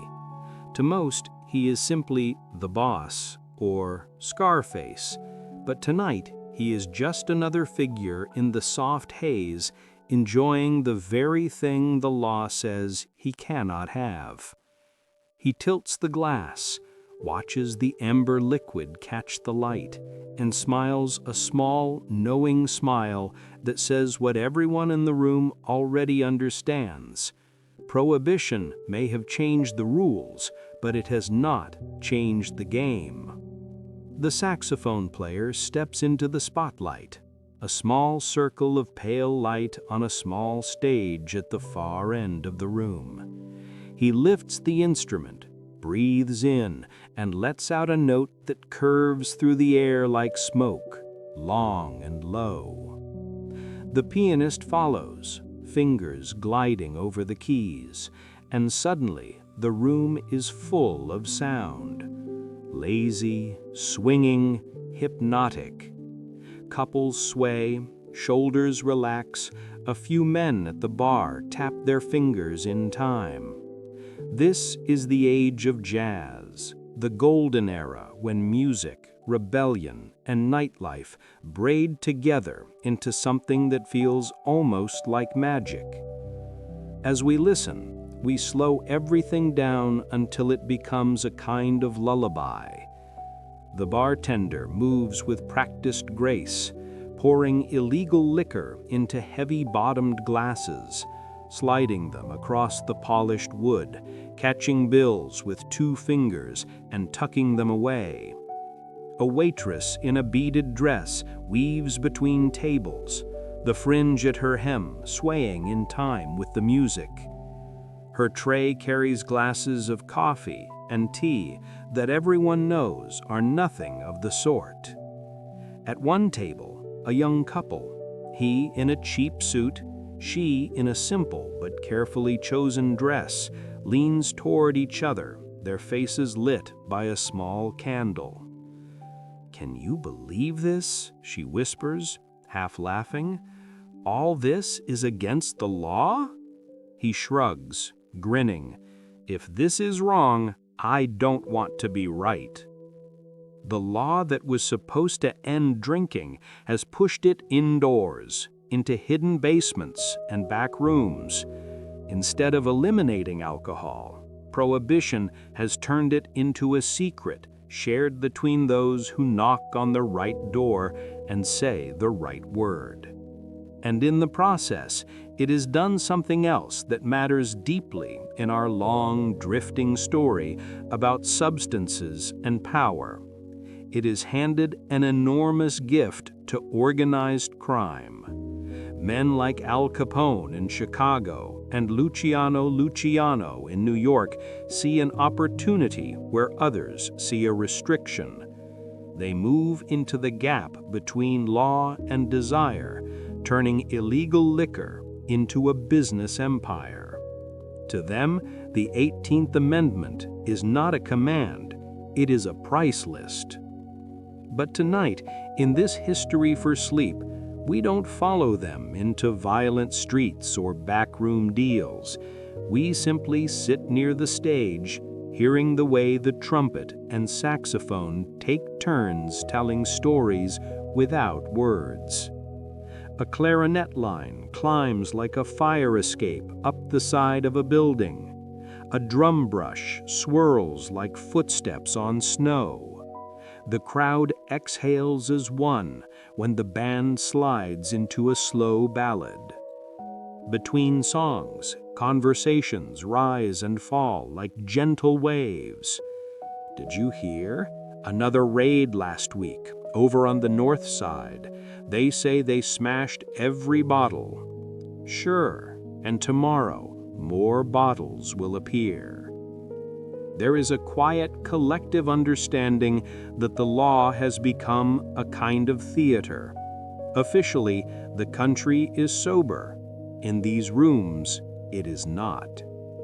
As you lie in the dark listening to this complete history of opium, the drug that destroyed empires, History for Sleep, let the images settle like dust. The narrow alley, the coded knock, the saxophone solo curling through hazy air, the clink of glasses that shouldn't exist. Prohibition was meant to erase a substance from American life. Instead, it turned nightlife into a secret garden where jazz blossomed, Gangsters grew rich, and the rest of the country pretended not to hear the music spilling softly through the cracks. The band shifts into a faster tune now, something bright and brassy, and the speakeasy's heartbeat quickens. A trumpet cuts through the haze with a clear, golden tone, while the saxophone wraps around it like a ribbon, playful and smooth. The drummer uses brushes instead of sticks, letting the rhythm sweep like a soft broom across the night. Yet even at this livelier tempo, there is a kind of softness here, a looseness that lets tired minds drift. This is one of the quiet paradoxes of the Prohibition era. On the surface, it is the age of gangsters and shootouts, of headlines and sirens. But if we stay inside this room and listen, not with the ears of a reporter, but with the ears of someone trying to sleep, we notice something else.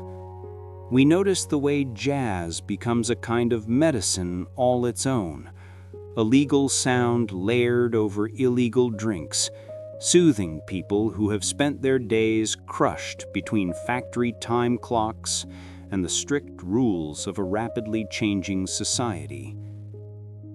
At a small table near the band, a young saxophonist sits during the pianist's solo, cradling his instrument like a sleeping child. Beads of sweat stand out on his forehead, catching the light. His name might be Johnny or Louis or any of 100 names. What matters is the way he closes his eyes and lets the music carry him. He knows the law says this club should not exist. He knows the bottles stacked behind the bar are contraband. But right now, all he cares about is the next chorus, the curve of the melody he's about to send floating into the crowded room. Near the back wall, under a framed photograph of a baseball team that hung there long before the 18th Amendment, two men talk in low, unhurried tones. One is a lawyer in a pinstriped suit, his tie loosened. The other is a bartender from another speakeasy across town taking a night off. They swirl their drinks, clear gin and mismatched glasses, and compare notes on how things have changed since 1920. Funny, isn't it? The lawyer says quietly. They thought making liquor illegal would clean everything up. The bartender snorts softly. All it did was move the party. Used to be a saloon on every corner. Now it's basements, back rooms, and passwords. He takes a slow sip, looks around the room, and adds, and fellas like Capone taking a cut from all of it. They clink their glasses together, not in celebration exactly, but in a kind of resigned acknowledgement. This is how things are now. In a wooden booth along the side wall, a small group of women sits together, their dresses beaded and shimmering in the low light. By day, some of them are typists, shop girls, or seamstresses. By night, they become flappers, hair bobbed short, hemlines higher than their mothers would approve, laughter bubbling up like soda water. One of them traces a finger along the rim of her glass, listening to the band. You ever think that our grandchildren will hear about this someday? That they'll say we lived in the jazz age? Her friend smiles dreamily. I just hope they say we danced. The music swells again, and they do. Their movements are not wild or frantic, not in this version of the story. They sway gently, hips and shoulders shifting, in a rhythm that feels like breathing. The clarinet plays a long, descending line that seems to unwind the tight coil of the day inside each person in the room. As you listen to this complete history of opium, the drug that destroyed empires, history for sleep, You might notice how similar this feels to the opium dens and laudanum parlors of earlier chapters, and yet how different. Instead of reclining on narrow beds, people sit upright at small tables. Instead of pipes, there are glasses. Instead of silence, there is music. But underneath, the pattern is familiar. A society that feels too sharp, too fast, too strict, sends people searching for a softer edge, a slower heartbeat, a corner of the world where they can forget themselves for a few hours. In a back hallway near the kitchen, a different kind of transaction is happening. A man with a thin mustache and a neat hat opens a small case lined with vials and pills. He is not a doctor, but he knows the names: morphine, heroin, cocaine. Prohibition may have targeted alcohol, but the underworld rarely keeps its products in separate boxes.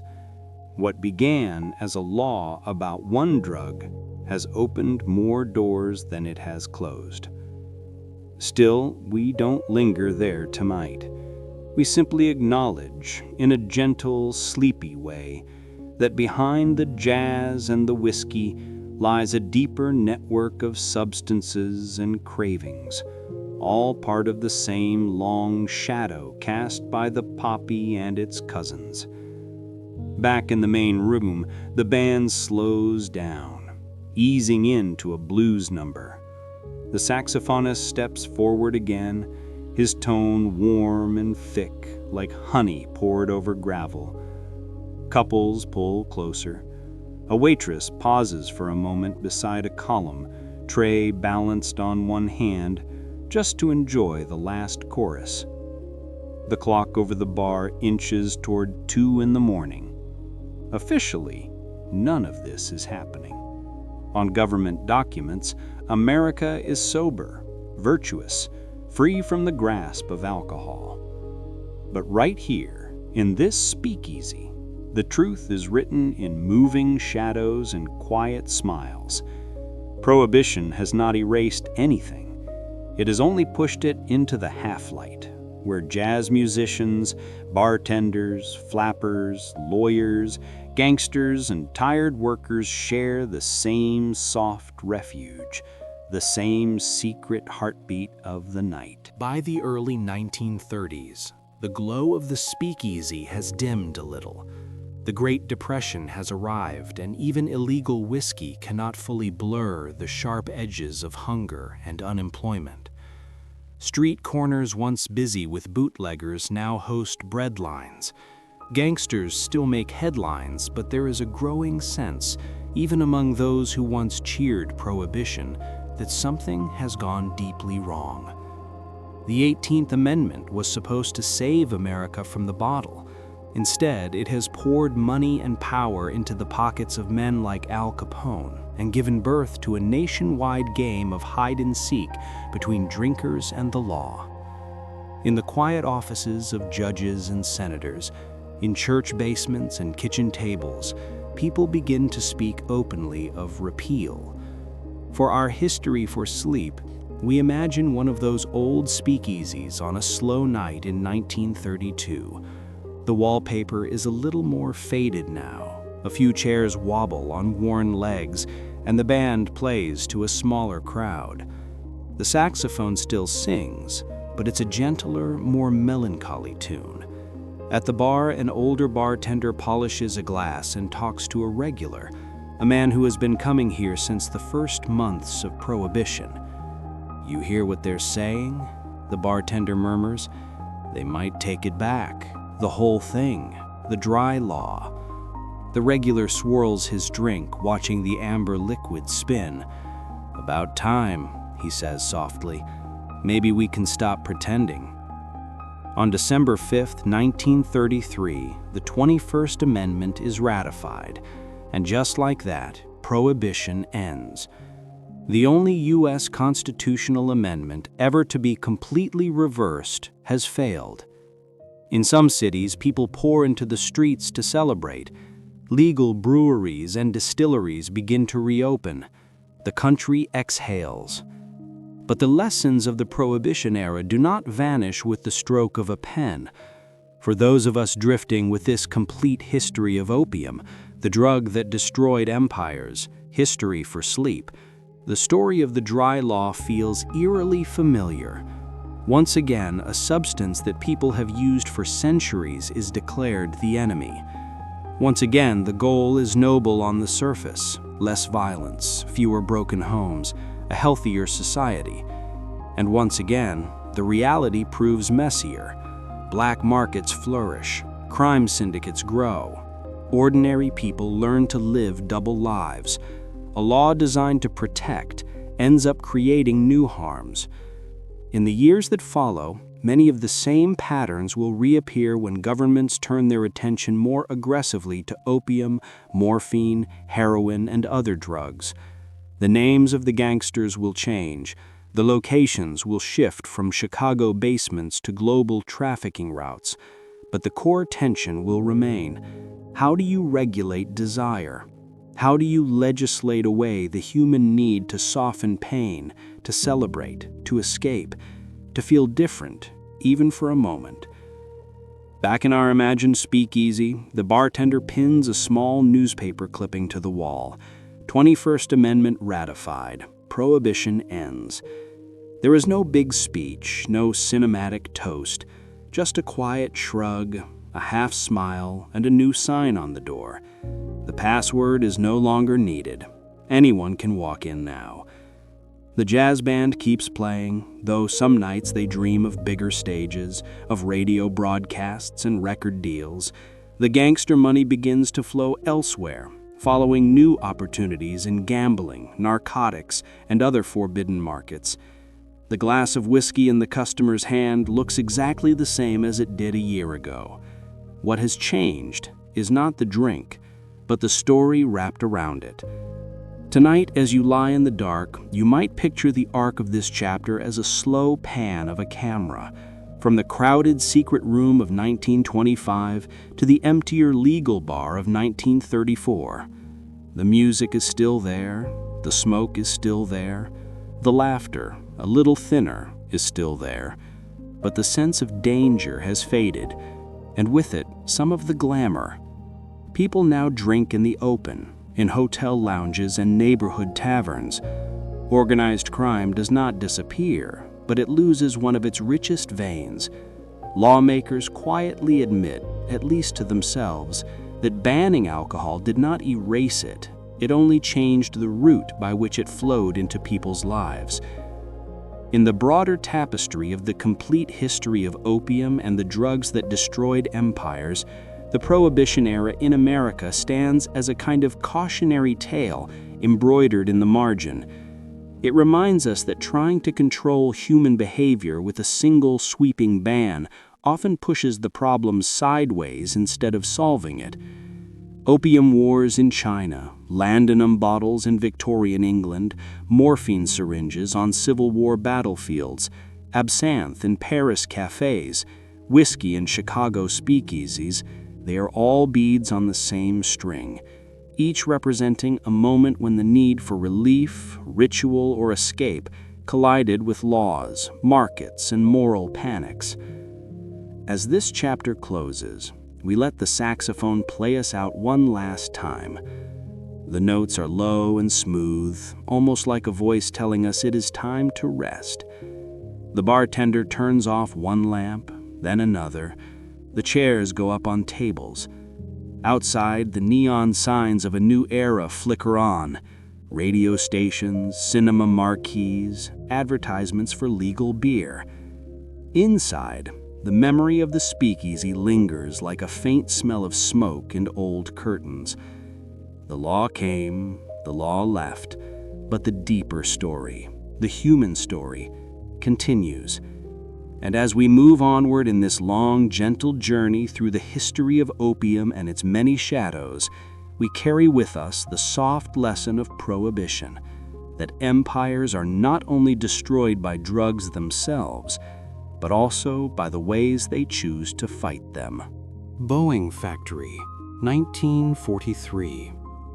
The night shift hums like a giant metal beehive on the edge of Seattle, rows of half-finished bombers stretching into the distance under harsh white lights.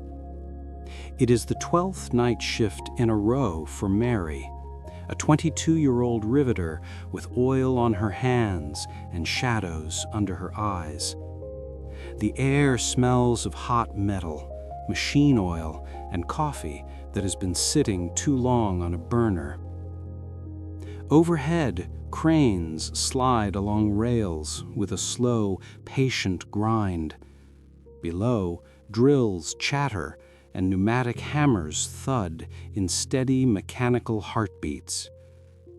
Mary stands on a narrow platform halfway up the fuselage of a B-17, shoulders aching, fingers stiff inside her gloves.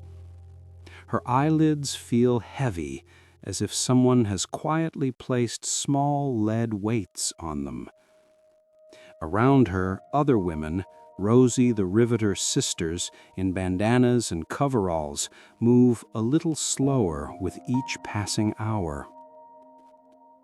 A supervisor passes by, clipboard in hand, and pauses just long enough to tap a small tin box in his pocket. "Break time," he says softly. In the break room, lit by buzzing fluorescent tubes, Mary sits at a crowded table. Someone passes a thermos. Someone else opens a small beige envelope from the factory nurse. Inside is a bright little tablet, orange and unassuming. Benzedrine, a pep pill, a helper. "Keeps you going," a friend had told her the week before. "They gave them to the boys overseas. They say it helps you stay awake." Mary turns the pill between her fingers for a moment, then places it on her tongue and swallows with a sip of lukewarm coffee. For a while, nothing happens. The clock over the door ticks steadily. The vending machine hums. Someone laughs softly at a joke about ration coupons. Then, gradually, the fog in her head begins to thin. Her thoughts sharpen. The ache in her legs fades to a distant murmur. She feels suddenly, unmistakably, awake. She stands up when the whistle blows, walks back out onto the factory floor, and as the night stretches on, she discovers she can work another 8 hours, as if someone has quietly added a second day on top of the first. To understand how that little orange pill ended up in her hand, we drift back further in the Complete History of Opium, the drug that destroyed empires. Not to a field of poppies this time, but to a chemist's bench in 1887. In a laboratory in Germany, a young chemist named Laser Edelano isolates a new compound from a messy tangle of reactions, a clear, colorless liquid with a sharp smell and a curious property. It stimulates. It wakes. It is called amphetamine. For decades, it lives mostly in academic journals, mentioned as a laboratory curiosity. Then, in the 1930s, American pharmaceutical companies rediscover it and give it a friendly new name, Benzedrine. They sell it first as an inhaler for congestion, then as tablets that promise alertness, cheerfulness, the ability to push through fatigue. Advertisements speak of banishing the blues and restoring pep, using the same soft, hopeful language that laudanum and patent medicines once used in Victorian parlors. Doctors begin prescribing it for depression, for low energy, for narcolepsy. Truck drivers learn that little white or orange tablets can stretch a shift through the night. Pilots notice that their minds stay sharper after long hours in the cockpit. The world is speeding up. factories, radios, production lines, and Benzedrine becomes one of the quiet fuels behind that speed. Back in the Boeing plant, the soundscape is almost hypnotic. The rhythmic clank of tools, the whir of drills, the steady rumble of conveyor belts blend into a kind of industrial lullaby. It is paradoxical. The louder the machines grow, the easier it becomes to slip into a trance. For Mary, the stimulant aligns her body with the demands of the war. Her hands move faster. Her focus narrows to the line of rivet holes in front of her, the next piece of metal, the next bolt. She is not thinking about brain chemistry or dopamine or the long-term risks. She is thinking about her brother in uniform somewhere over the Atlantic. She is thinking about pay envelopes and rent and ration stamps. The pill simply feels like a small, bright bridge carrying her from one exhausted shift to the next. Tonight, as we listen in the dark, we slow all of this down. We watch the pill fall from her fingers to her tongue in slow motion, see the factory floor stretching away under fluorescent light, hear the machines pounding out a rhythm steady enough to fall asleep to. Amphetamine began as a chemist's curiosity and became a war's invisible ally.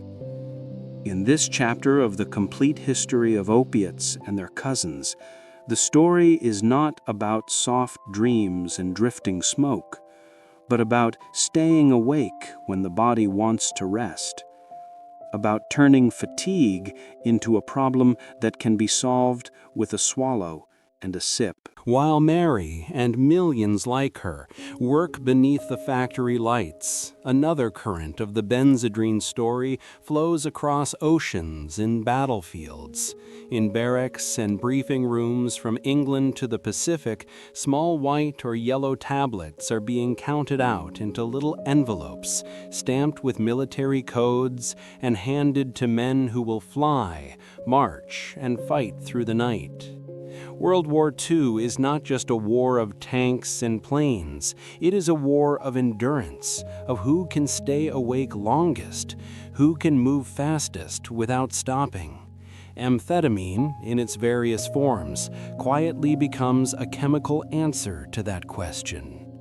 In an airfield hut somewhere in 1942, a young American bomber pilot sits at a wooden table under a bare bulb studying a map dotted with pencil marks.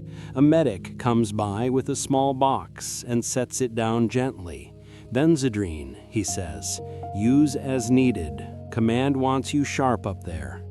The pilot nods, fingers tightening slightly around his coffee mug. He has heard the stories about German pilots taking Pervitin tablets, staying awake through marathon missions, about Japanese troops receiving stimulants to push through jungle marches, about British and American soldiers being issued pills for long patrols. There is in these rumors a strange mixture of reassurance and unease. If the enemy has a pill to make him tireless, shouldn't we? If we have a pill to keep us alert, are we still just ourselves? For the purpose of our sleepy storytelling, we slip quietly into the cockpit with this pilot hours later. The world outside is a black ocean of sky. The controls glow faintly green. Engines drone in a steady, roaring lullaby that could easily pull a tired mind toward sleep. He feels the usual heaviness behind his eyes, the slow creep of exhaustion up his spine. He reaches into his breast pocket, touches the crinkling paper envelope, and makes a choice. One tablet. A swallow of lukewarm coffee from his flask. Within half an hour, the edges of his awareness sharpen. The drone of the engines no longer blurs. Each vibration feels distinct. The dials seem clearer, the horizon line more defined. He feels alert, confident, almost invincible. From the ground, commanders see an army that does not flag as quickly, air crews that can fly longer sorties, infantry units that can march further without rest. In their reports, they use phrases like improved morale, heightened alertness, reduced fatigue. The language is clinical, the tone almost grateful. Yet, tucked between these lines, like shadows between searchlight beams, there are hints of the cost. Some soldiers write letters home mentioning the pep pills that keep them going but leave them restless and unable to sleep when the battle finally pauses. Others describe a strange hollowness after the pills wear off, a crash, a gray mood, a feeling as if their bodies have overspent tomorrow's energy and are now paying interest. In a muddy trench on a cold night, a German soldier might stare out over no man's land with wide, stimulant-bright eyes, feeling both wired and oddly detached. He clutches his rifle tighter, jaw clenched, heart racing. The pill in his stomach is part of a massive, organized distribution of amphetamines that his commanders believe will make their army faster, more relentless, more efficient. Across the world, on a Pacific island, a Japanese soldier swallows his own ration of tablets, ordered to push through another night patrol. Each man is alone in his experience, yet all of them are connected by the same small chemical boost, a kind of invisible thread weaving through the fabric of the war. For us, listening in the quiet, the roar of engines and the crunch of boots in snow dissolve into softer sounds. The scratch of a pen in a soldier's diary, the rustle of a paper envelope, and the gentle clink of pills in a glass vial. We were given tablets to stay awake. They worked, too well. The night passed in a blur of cold air and white road. In the morning, my hands shook when I tried to drink water. My thoughts felt scattered, as if part of me was still somewhere back on the road. In the Complete History of Opium, the drug that destroyed empires, history for sleep, this chapter on Benzedrine and wartime amphetamines is not told to sensationalize brave or terrible deeds. It is told to show another way in which empires reach for chemical tools when human limits feel inconvenient. Just as opium once softened the pain of expansion and conquest, amphetamines now sharpen the edges of war, making hearts beat faster, minds move quicker, at a cost that often only becomes clear years later, when veterans return home with stories of sleeplessness, nervousness, and a strange lingering dependence on the feeling of being switched on. Tonight, we do not follow them into those long post-war years just yet. We simply sit with them in the dark of 1943, hearing the engines as a distant hum, feeling the pill dissolve in their stomachs, and knowing, gently, that staying awake has its own price, just as surely as drifting into sleep. When the war ends, the uniforms come off. But Benzedrine and its cousins do not disappear. They slide back into civilian life, changing costumes the way actors do between acts. In the 1950s and 60s, as America sells the world a shining picture of suburban perfection, neatly mowed lawns, pastel kitchens, smiling housewives, amphetamines quietly become part of the script. In glossy magazine ads, little tablets are no longer combat aids or fatigue counters. They are miracle diet pills, energy boosters, tools to help the modern homemaker keep up with her endless list of tasks. For our sleepy, observing eyes, we imagine a quiet kitchen in 1958. The sun filters through gingham curtains. A radio on the counter plays a soft tune from a crooner's record. On the table, next to a cup of coffee and a half-written grocery list, lies a small amber bottle with a white label. The name is clinical, the promise is not. "Helps reduce," the doctor had said with a reassuring smile. "Curbs appetite, lifts mood, perfectly safe when used as directed." The woman who lives in this kitchen, let's call her Helen, has 3 children, a husband who works long hours, and a culture that whispers to her from every advertisement that she should be slim, cheerful, tireless. She opens the bottle, shakes out a pill, and swallows. An hour later, her morning unfolds with a bright, humming clarity. She scrubs, vacuums, folds, drives carpool, plans dinner. Her hunger feels muted, her energy mysteriously topped up. The little bottle, prescribed by a kind doctor, sitting in a respectable kitchen, feels worlds away from wartime pilot rations or underground deals. Yet, chemically, the line is the same. Amphetamine is still amphetamine. In smoky cafes and cramped city apartments, another strand of the story weaves itself into the tapestry. Beatnik poets, jazz musicians, and early counterculture wanderers take pep pills to write through the night, to drive across states, to stay up talking and thinking as the city sleeps. In their black turtlenecks and rumpled jackets, they chase a kind of hyper-awake clarity, a sense that, with enough coffee and enough tablets, they might outrun boredom, convention, even time. On paper, in hospital charts and prescription pads, amphetamine is a legitimate medicine. In practice, it is everywhere. In diet pills for housewives, in study aids for students, in little jars on truck stop counters, in back pockets and glove compartments. And like opium and morphine before it in this Complete History of Opium, the drug that destroyed empires, history for sleep, the line between help and harm begins to blur. Doctors start to notice patients who cannot sleep without a second pill to calm them down at night. They see weight loss clients whose hearts race, whose hands tremble, whose moods swing hard when the prescription runs out. Emergency rooms treat people who have taken too many tablets, chasing one more burst of energy.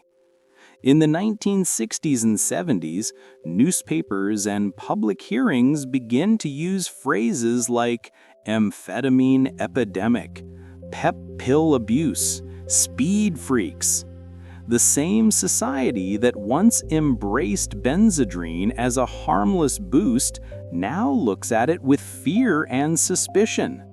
Laws tighten, prescriptions become harder to get. Pharmaceutical companies rebrand, reformulate, search for ways to keep their profitable stimulants within the bounds of new regulations.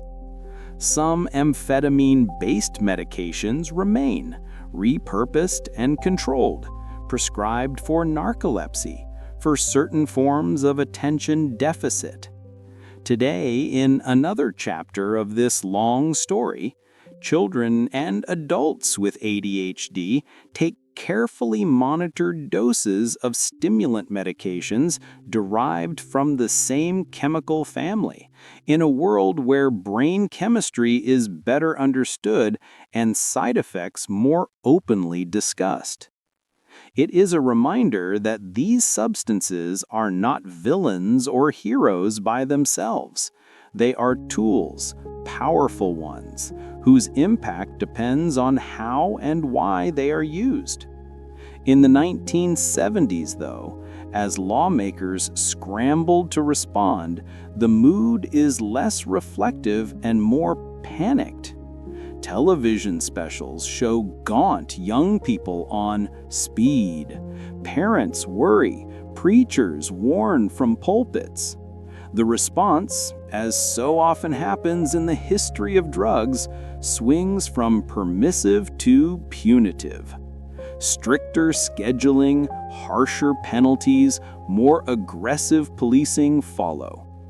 At the same time, another kind of pill rises to prominence, one that promises not energy, but the opposite.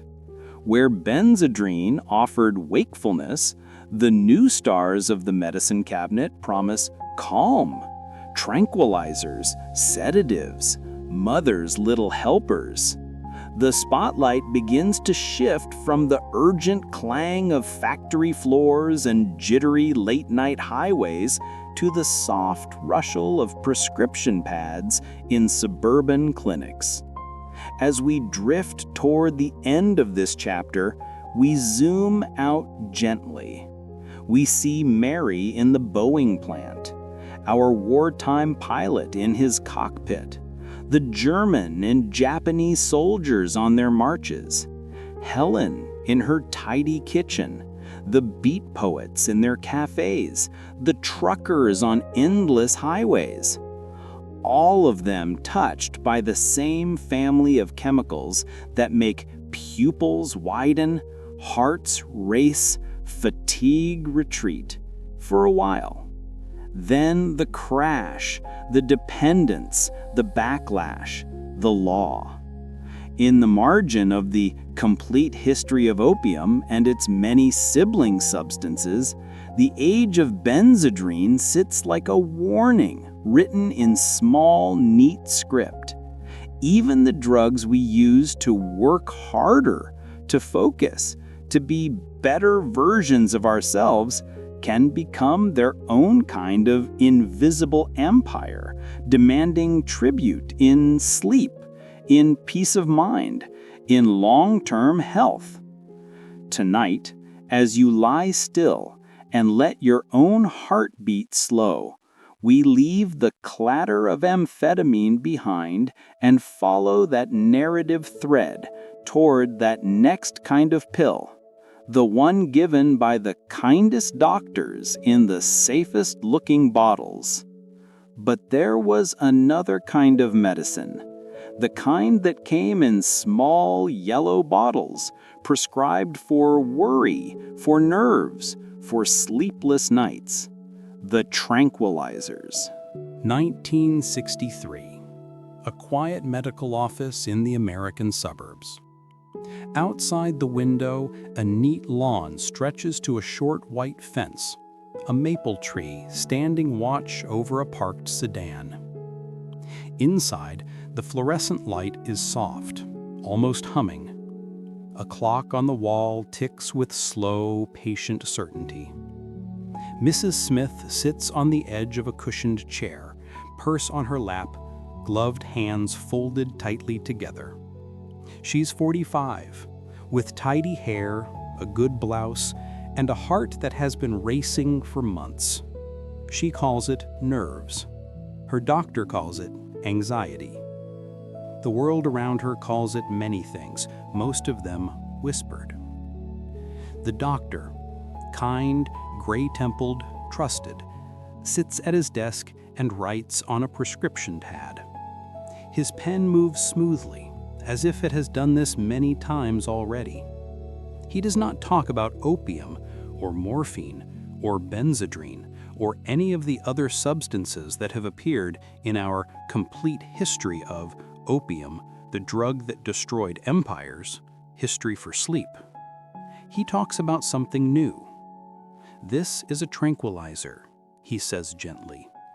Valium. It will help take the edge off, help you sleep, help you get through the day without feeling so overwhelmed. On the paper, in careful ink, is the name of a drug invented that very year by a chemist named Leo Sternbach, one of the first and most famous benzodiazepines. To Sternbach, Valium is the result of years of patient work, a chemical key designed to fit into the brain's anxiety locks and turn them, softly, toward calm. To pharmaceutical companies, it is a miracle product in the making. To Mrs. Smith, it is simply hope in handwriting form. She nods, takes the prescription, and thanks him. The clock ticks on. In the pharmacy, the prescription becomes a small amber bottle with a white label and a rattle like distant dice. At home, it sits on the kitchen counter beside the salt and pepper, or on the nightstand next to a glass of water and a paperback novel. The pills inside are small and yellow, almost cheerful. The first night she takes one, Mrs. Smith sits on the edge of her bed, listening to the familiar sounds of suburban evening. A lawnmower 2 houses down finishing its last pass, a dog barking once and then settling, a television laugh track muffled through the wall.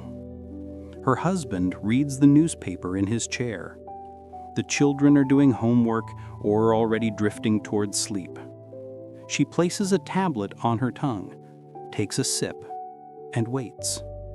The clock on the nightstand ticks steadily. 1 second, another, and another. In 10, 15, 20 minutes, the sharpness in her chest eases.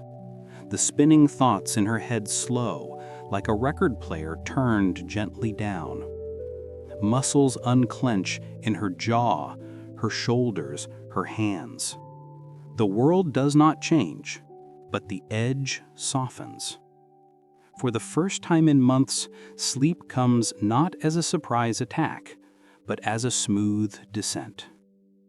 In the background soundtrack of the 1960s, another voice takes note of this new medicine. In 1966, the Rolling Stones release Mother's Little Helper, a song about the small pill that helps a housewife get through her busy day. It is catchy, sarcastic, and just a little too accurate. The phrase sticks. Valium begins to be known not only as a medical tool, but as a cultural symbol, a quiet answer to the unnamed pressures of womanhood, motherhood, suburban life.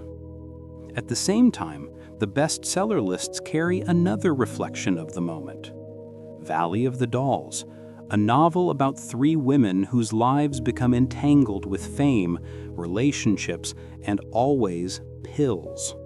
Dolls that promise sleep, energy, calm, escape.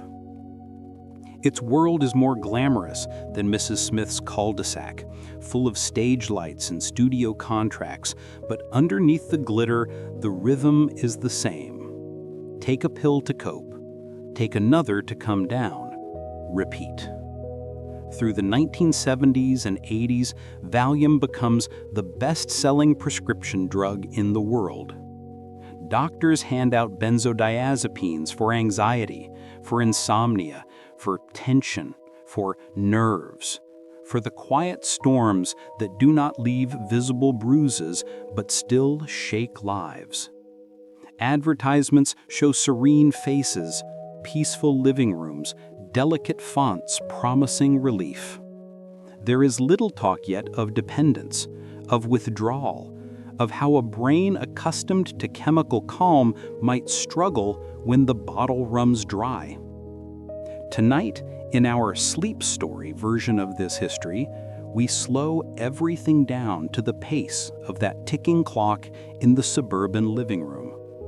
We watch Mrs. Smith's life unfold one small, ordinary day at a time. Morning, the alarm rings, the sun spills over the neatly trimmed lawn, the coffee percolator gurgles in the kitchen. She makes breakfast, packs lunches, sends children out to the yellow school bus. There is laundry to fold, bills to pay, floors to sweep. Her heart still flutters sometimes, a bird against the cage of her ribs, but now there is a bottle in the cabinet, a promise that she does not have to white-knuckle her way through every spike of fear. Afternoon, the phone rings, a neighbor stops by, a charity meeting is penciled into the calendar. Maybe after lunch she feels the familiar wave of dread for no clear reason. She opens the cupboard, takes out the little amber bottle, and swallows one more small yellow answer. Evening, the family gathers around the table, the television glows with news of wars, protests, changing times. The world seems both far away and alarmingly close. After the dishes are done, after the children are in bed, she writes a few lines in a diary. Nothing dramatic, just notes about the day, a list of things to remember. Took a pill in the morning, felt better. The clock goes on ticking. Night after night, week after week, year after year, the routine repeats. The pill that was meant to help her through a difficult season quietly takes up permanent residence in her life. As we drift with her, we begin to sense the shape of a new kind of dependence. Not the dramatic smoky dens of opium, not the wild crashes of amphetamine binges, but something softer, slower, more socially acceptable. A tranquilized empire of ordinary lives, each bottle prescribed, each refill authorized, each swallow accompanied by the ticking of a clock that no one can turn back. In this gentle suburban valley of the dolls, the crisis grows not with headlines and explosions, but with quiet sighs and middle-of-the-night awakenings, with hands reaching automatically for a small yellow pill on the nightstand. And for a long time, almost no one calls it a crisis at all. Years pass the way clock hands move, slowly, then suddenly. Mrs. Smith's children grow tall, then leave for college, then return with partners, then visit with babies of their own. The maple tree outside the window thickens, drops leaves, grows bare, greens again. The cars in the driveway change shape and color with the decades. Through it all, one quiet constant remains: the small yellow pill in bottles that are periodically refilled. In her diary, the entries pile up like thin sheets of sediment at the bottom of a lake. 1968. The news is frightening. Protests, riots. Took a pill this afternoon. Felt calmer. 1974. Couldn't sleep last night. The doctor says I can take one more at bedtime if needed. 1981. Sometimes I wonder if I've become too used to them, but I don't know how I would manage without. Each sentence is short, careful, written in the tight, looping script of someone who has always tried to be good, to cope, to not cause trouble. For many years, the world around her largely agrees that Valium is safe, helpful, a modern answer to ancient worries. It is not the only benzodiazepine, but it is the most famous, the one whose name becomes almost a synonym for tranquilizer. Then, gradually, a different kind of story begins to surface. Doctors notice patients who cannot stop without weeks or months of trembling, insomnia, surging panic. Articles appear about tolerance, dependence, withdrawal. The phrase Valium habit enters the public conversation. Women like Mrs. Smith, who have done nothing more scandalous than follow medical advice, find themselves described, gently, sometimes harshly, as addicted. There is no alley, no needle, no brown paper bag. There is only a bathroom cabinet and a long, invisible thread binding daily life to a little yellow pill. In the 1990s and 2000s, as awareness grows and prescribing guidelines tighten, many long-term users are encouraged or pushed to taper off. It is rarely simple. Imagine Mrs. Smith now in her 70s, hair silver, hands lined, sitting once again in a doctor's office. The lawn outside is still trimmed. The waiting room magazines have different faces, but the same bright smiles. This new doctor, perhaps younger than her own children, explains slowly that the medication she has taken for decades is no longer recommended long-term. We can reduce it very slowly, the doctor says. We'll go step by step. Your brain has gotten used to this help. We need to give it time to remember how to be calm on its own. The process takes months, maybe years. A gentle staircase downward, each step measured in fractions of a milligram. Some nights, Mrs. Smith lies awake listening to that old racing in her chest and wonders if she has made a mistake. Other nights, she sleeps without a pill for the first time since the early 1960s and wakes with a fragile, cautious pride. In our sleepy, storytelling voice, we read from the last pages of her diary. The handwriting shakier now. Age 73, down to half a pill. Harder some days, but I'm still here. Age 74, one night with no pill at all. I watched the clock for a long time. Then, somehow, I slept. Age 75, the doctor says I'm off Valium now. I never thought I would see this day. One afternoon, sitting by the window with a blanket over her knees, she tells her granddaughter about it. The girl, who grew up in an era of antidepressants and anti-anxiety apps, of headlines about the opioid epidemic and benzodiazepine dependence, listens with wide, thoughtful eyes. "Do you regret it, Grandma? All those years on the pills?" she asks softly.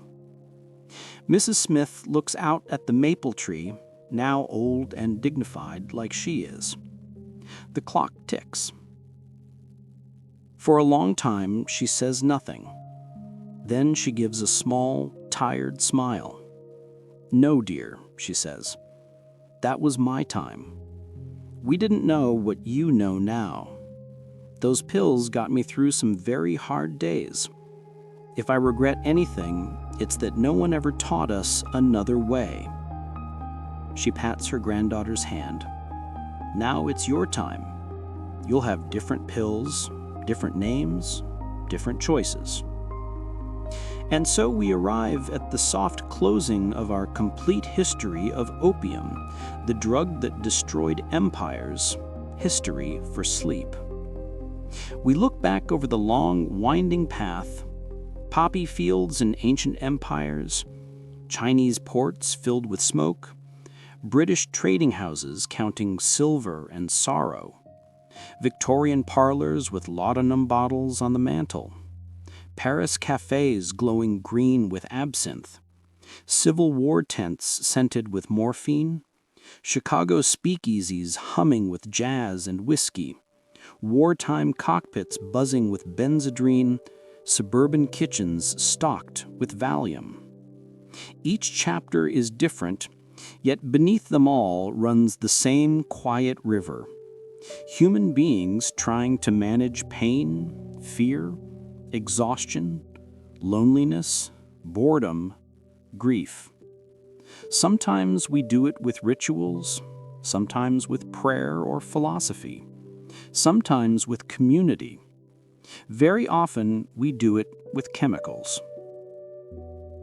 Tonight, in countless bedrooms across the world, someone is holding a pill, a sleep aid, an anti-anxiety tablet, a painkiller, a stimulant for focus, a calming dose for bedtime. The names have changed, the bottles look different, but the questions are familiar. Will this help me get through the night? Will this make tomorrow a little easier to face? In telling this long story, we are not here to judge, only to remember. To notice how empires are shaped not just by armies and rulers, but by the substances their people use to cope, and by the policies that try and often fail to control those substances. More importantly, we are here to give you permission to rest. History can wait until morning. The wars, the treaties, the inventions, the crises, all of it will still be there when the sun rises. For now, you can let your own breathing be the only rhythm that matters. As the last minutes of this history for sleep slip away, imagine closing the pages of a very thick book. You place it on the nightstand beside whatever sits there in your world. A glass of water, a lamp, a phone, perhaps a bottle of medicine, perhaps nothing at all. Outside your window, some kind of tree is standing in the dark, silent and patient. The clock in your room, real or imagined, ticks steadily.